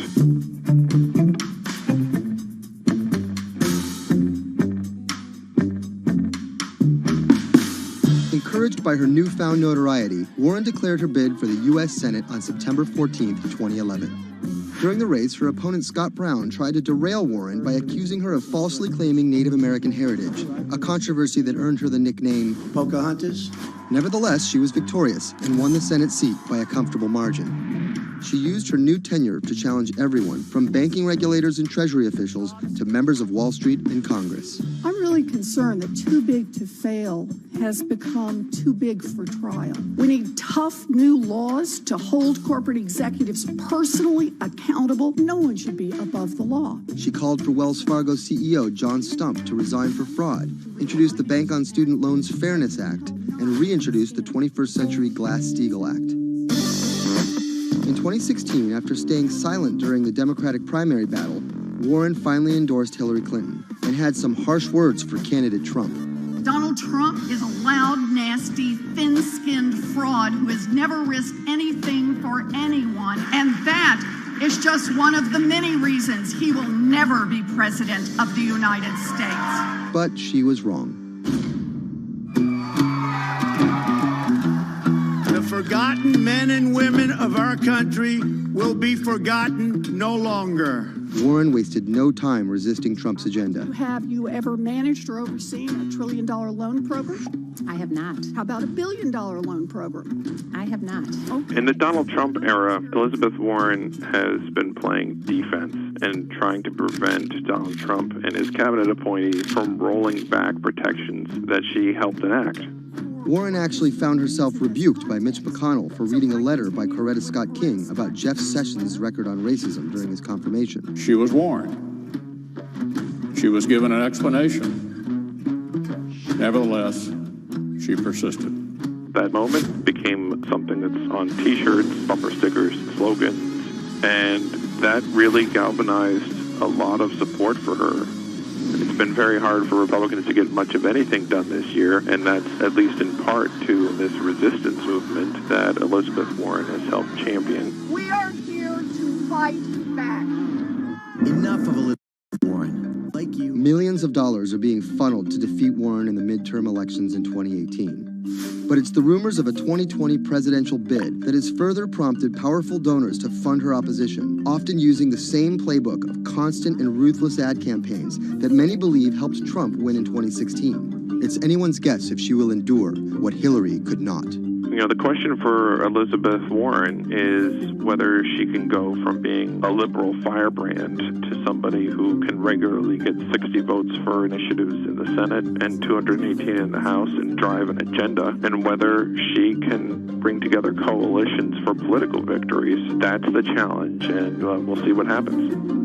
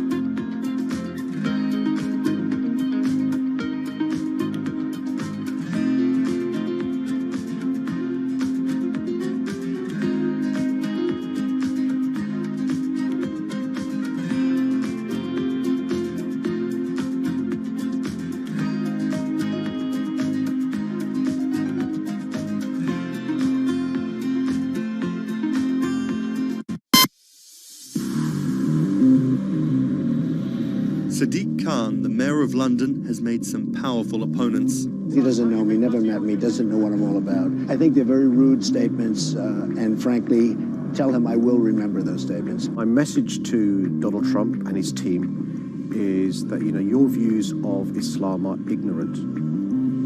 He's the first Muslim mayor of a major Western capital and proud of it.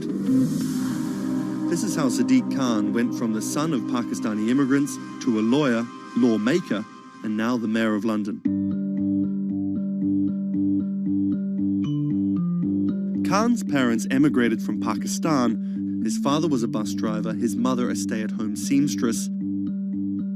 The 10-strong Khan family squeezed into a 3-bedroom flat in South London. He wanted to be a dentist, but TV in the 1980s convinced him otherwise. Objection! LA law with its swagger and ill-fitting suits caught Khan's eye. He graduated in 1991 with a degree in law from North London University and joined a human rights firm. Khan worked a number of high-profile cases, often clashing with London's Metropolitan Police Force. But he had bigger political ambitions. This is what being a new MP is like, squatting on a bench in the absence of an office, dealing with letters from constituents. Reports are just coming in of an explosion here in London. So there's just explosions, and then it was just smoke everywhere. Everyone's just asking what's happened.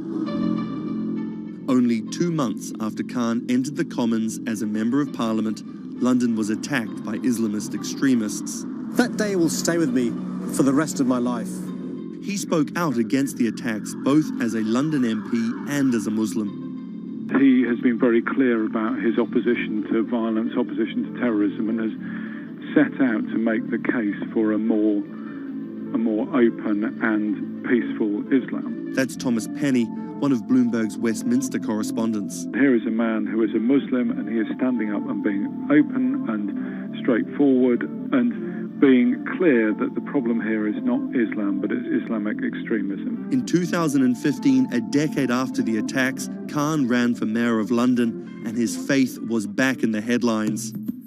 His opponent, Zach Goldsmith, trying to link Khan to radical Islam. The debate got again personal and nasty. The Goldsmith camp has called Khan extreme and accused him of associating with, quote, those who seek to do our police and capital harm. It's a pattern of behaviour. Even the former Prime Minister David Cameron repeated the allegations. He shared a platform with Sajil Shahid, the man who trained the ringleader of the 7/7 attacks and accused the United States of bringing 9/11 on themselves. But the smears didn't stick. Zach Goldsmith ran a very negative campaign that was based on what people knew was a lie. This election was not without controversy. And I'm so proud that London has today chosen hope over fear and unity over division. After taking the mayor's office with a comfortable majority, Khan has brought a business-like efficiency to the role, scrapping expensive vanity projects like the Garden Bridge and the new Routemaster buses, which cost £350,000 each.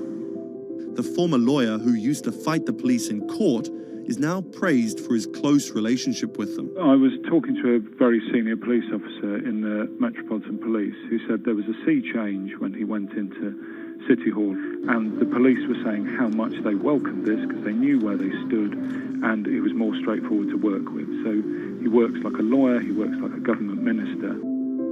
Khan's kept his faith at the fore. He's an outspoken voice for moderate Muslims across the world.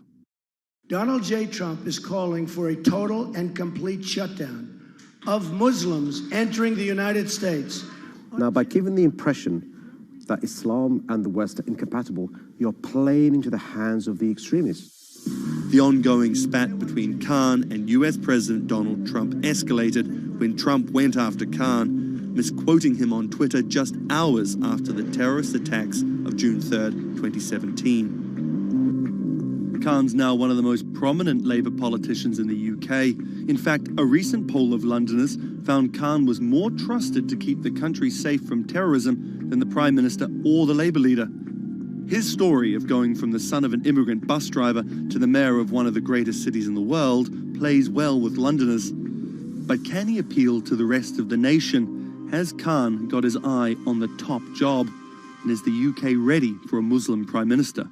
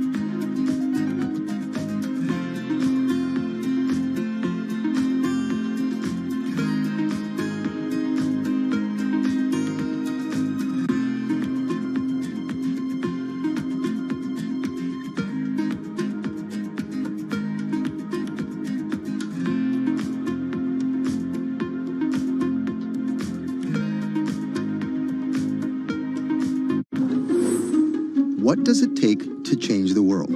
A big army? A cure to a pandemic?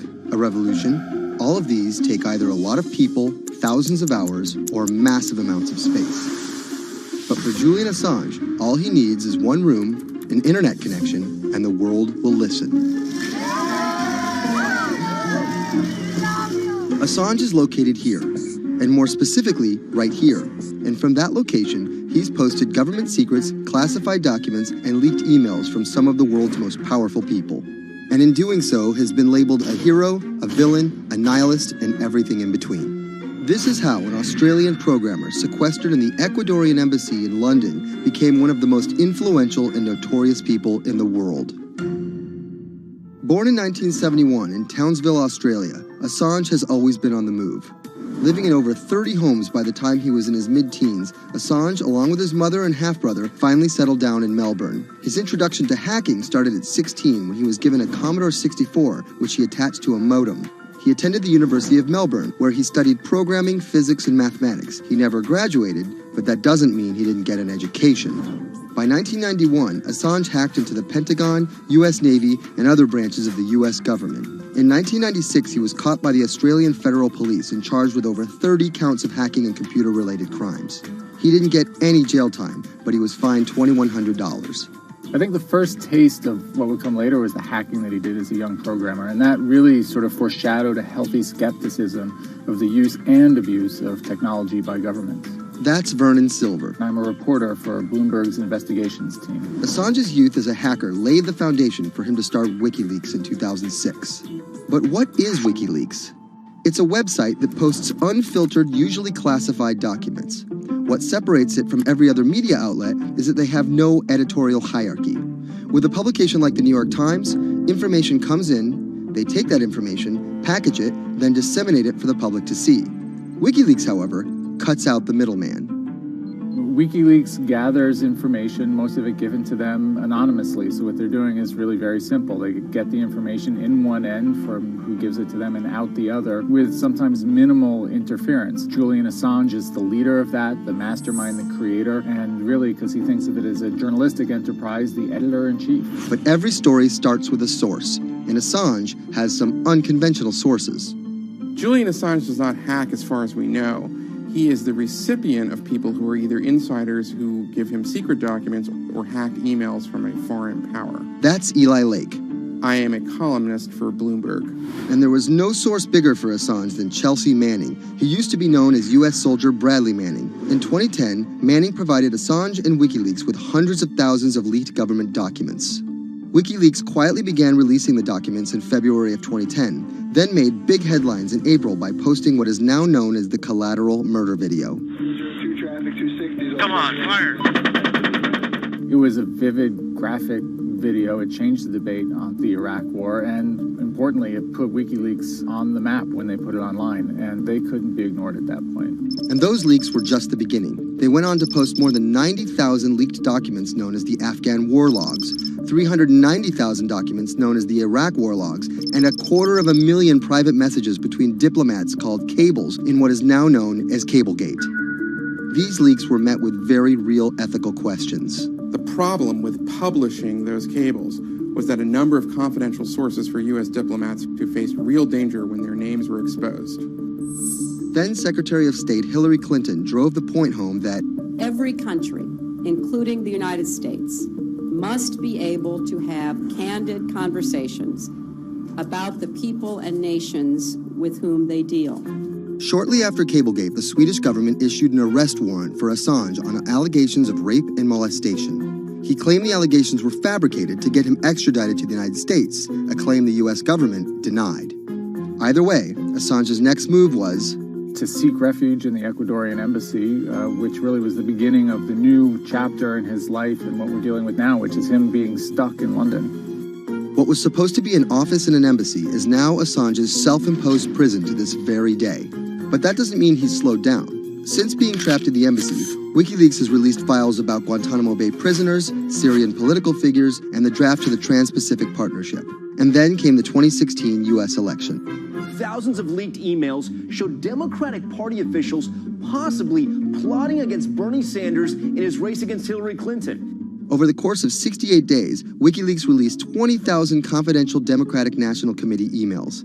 In terms of the presidential race, if you look right here, when Assange released the first batch of emails, Trump actually takes his first lead against Clinton. I think we've had enough of the Clintons, in all fairness.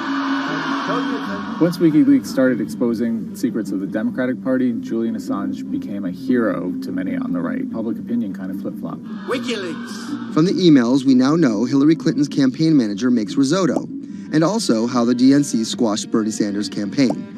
One thing we don't know is who gave Assange the stolen emails in the first place. Many leading Democrats say they suspect it was the Russians.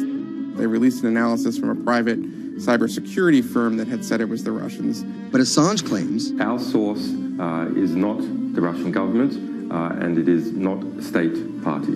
So this is where we stand today. The public still doesn't know who provided the emails to WikiLeaks. Meanwhile, Assange is still running WikiLeaks and still releasing documents. In March 2017, he started publishing documents from the CIA's Center for Cyber Intelligence called Vault 7. The CIA, the agency charged with finding and keeping our top secrets, can't keep its own secrets.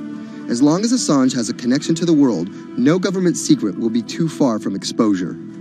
Julian Assange is still in the embassy. Maybe he'll leave, maybe he won't. Kind of regardless, his work has been done. He's changed the way people think about their governments, about their own secrets, about their own hackability, and really the world has changed because of him.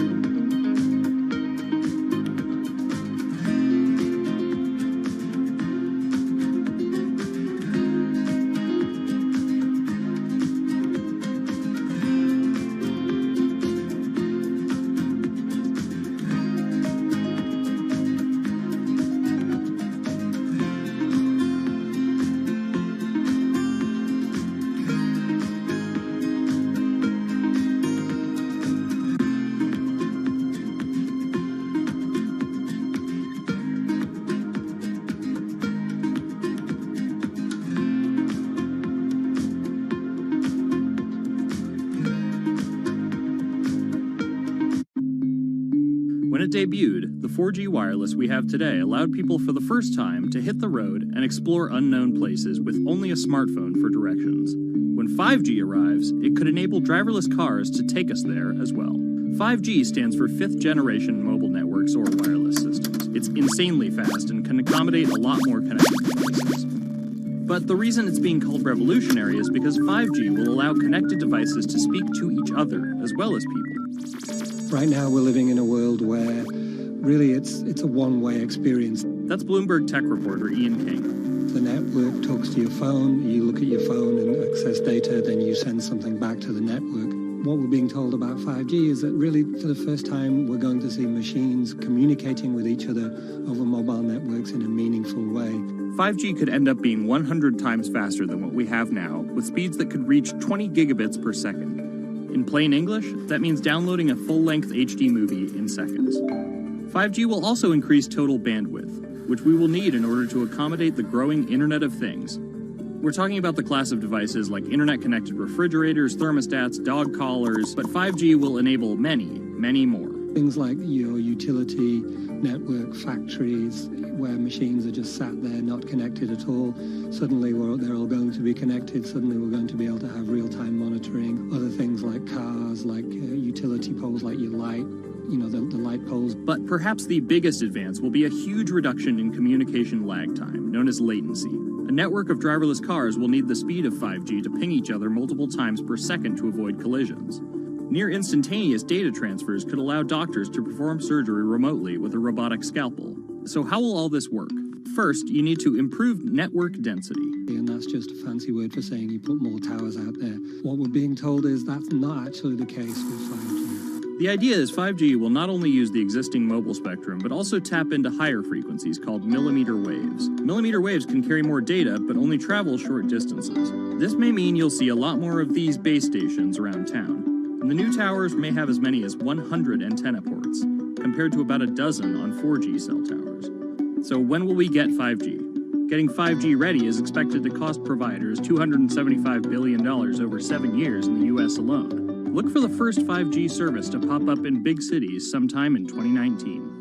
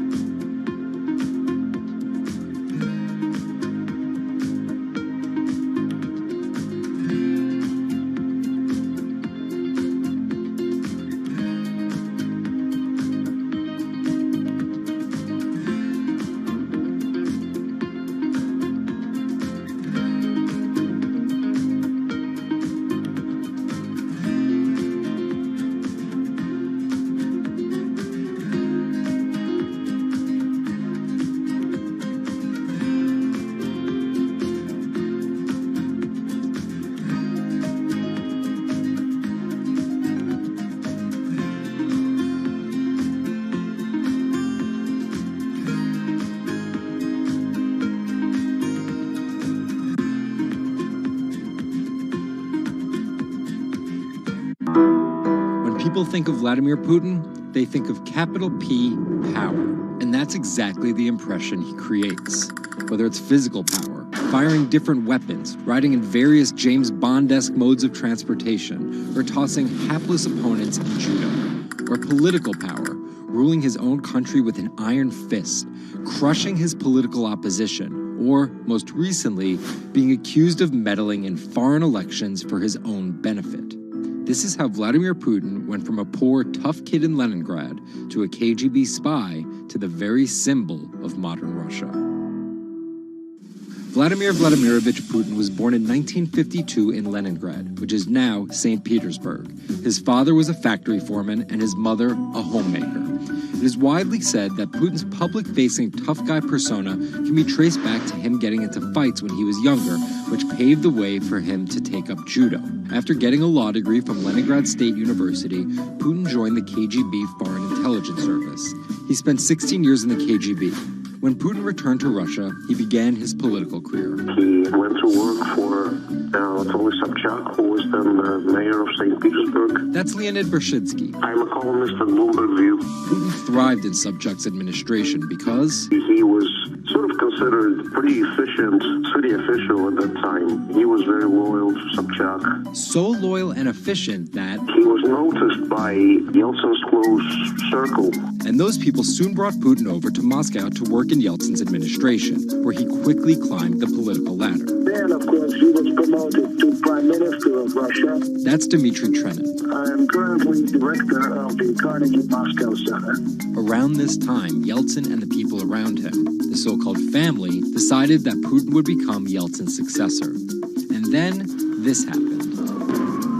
The apartment bombings were carried out in 3 Russian cities, killing 293 people and injuring more than 1,000. Putin immediately accused Chechen separatists for the bombings and followed it up with action. He was credited with having a very successful military campaign against the terrorists. And it worked. After that, he became an heir apparent in the eyes of the Russian people. 3 months later, Yeltsin resigned. And on his way out, a famous exchange. He was getting into the car in the Kremlin, and the last words that he addressed to Putin before getting into his car was, "Take good care of Russia." So Putin took over as president, and 3 months after that, won his first election. But just because Putin won the presidency, that didn't mean he had all the power. This is Michael McFall. I was U.S. ambassador from 2012 to 2014. In the 1990s, there was a fire sale of all the things worth owning in Russia, and certain people, the oligarchs, did better than others in that fire sale, sometimes called privatization, and those people tended to be well connected with the Yeltsin regime, and they weren't Putin's friends. But they probably miscalculated, thinking that they could easily find a way to influence him. It became impossible almost from the start. From that very moment, there was warfare between him and the oligarchs. That's when Putin gave the oligarchs a choice. Putin's way? Some of those people from the 90s managed to figure out a new way of dealing with Putin and have survived.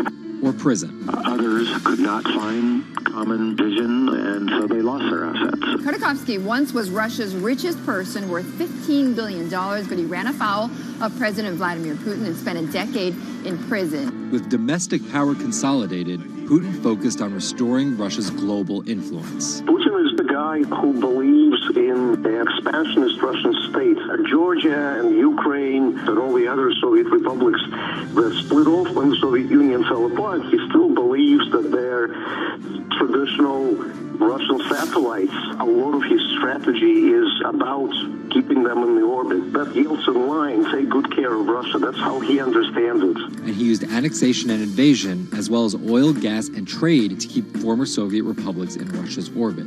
In 2008, Putin's 2 terms were up, and he decided to step down as president. Dmitry Medvedev stepped in as president, and Putin went back to prime minister. But really, Putin never left power. He pretty much continued running the country, and Medvedev was a bit of a figurehead. There was actually a period of cooperation between Russia and the U.S. that benefited both countries during Medvedev's presidency. Because Medvedev did not have the same negative attitude towards the West as Putin did. But when Putin came back to run for a 3rd term, in the lead up to the 2012 election, it is widely believed that both the presidential and parliamentary elections were rigged, and Russians took to the streets. Putin blamed the protests squarely on America, and more specifically, Secretary of State Hillary Clinton. He believed that she had sent, and this is his words, a signal to demonstrators. Still, Putin won by a huge margin and set about crushing the protest movement immediately upon his return to the Kremlin. Over the next few years, Russia's economy tumbled. Putin annexed Crimea, leading to sanctions. The price of oil fell drastically. The ruble hit a new low, and America played down Russia's influence, with Obama calling Russia a regional power. Despite all of that, Putin's approval rating remained sky high, and then an opportunity for payback. I think I'd get along very well with Vladimir Putin. In 2016, there was one candidate who called Vladimir Putin very smart. Trump exhibited tolerance towards Putin's actions annexing Crimea, and similar views on NATO and sanctions. Secretary Clinton didn't support any of those views.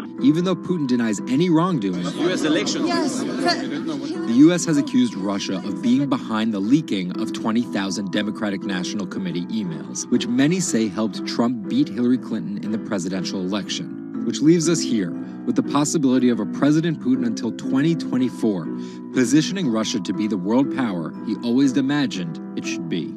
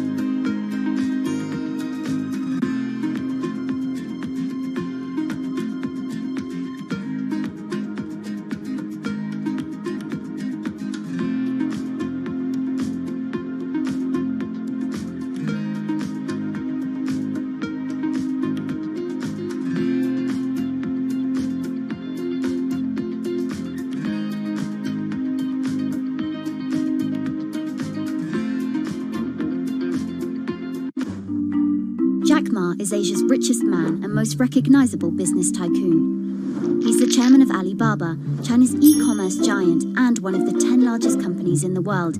Yet he still wants more. We know where we're going. We want to be the 5th largest economy. Big words from the man some call Asia's Jeff Bezos.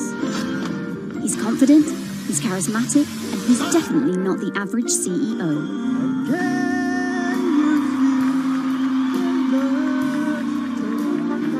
This is how a poor school teacher went from the classroom to being one of the most influential multi-billionaires in the world.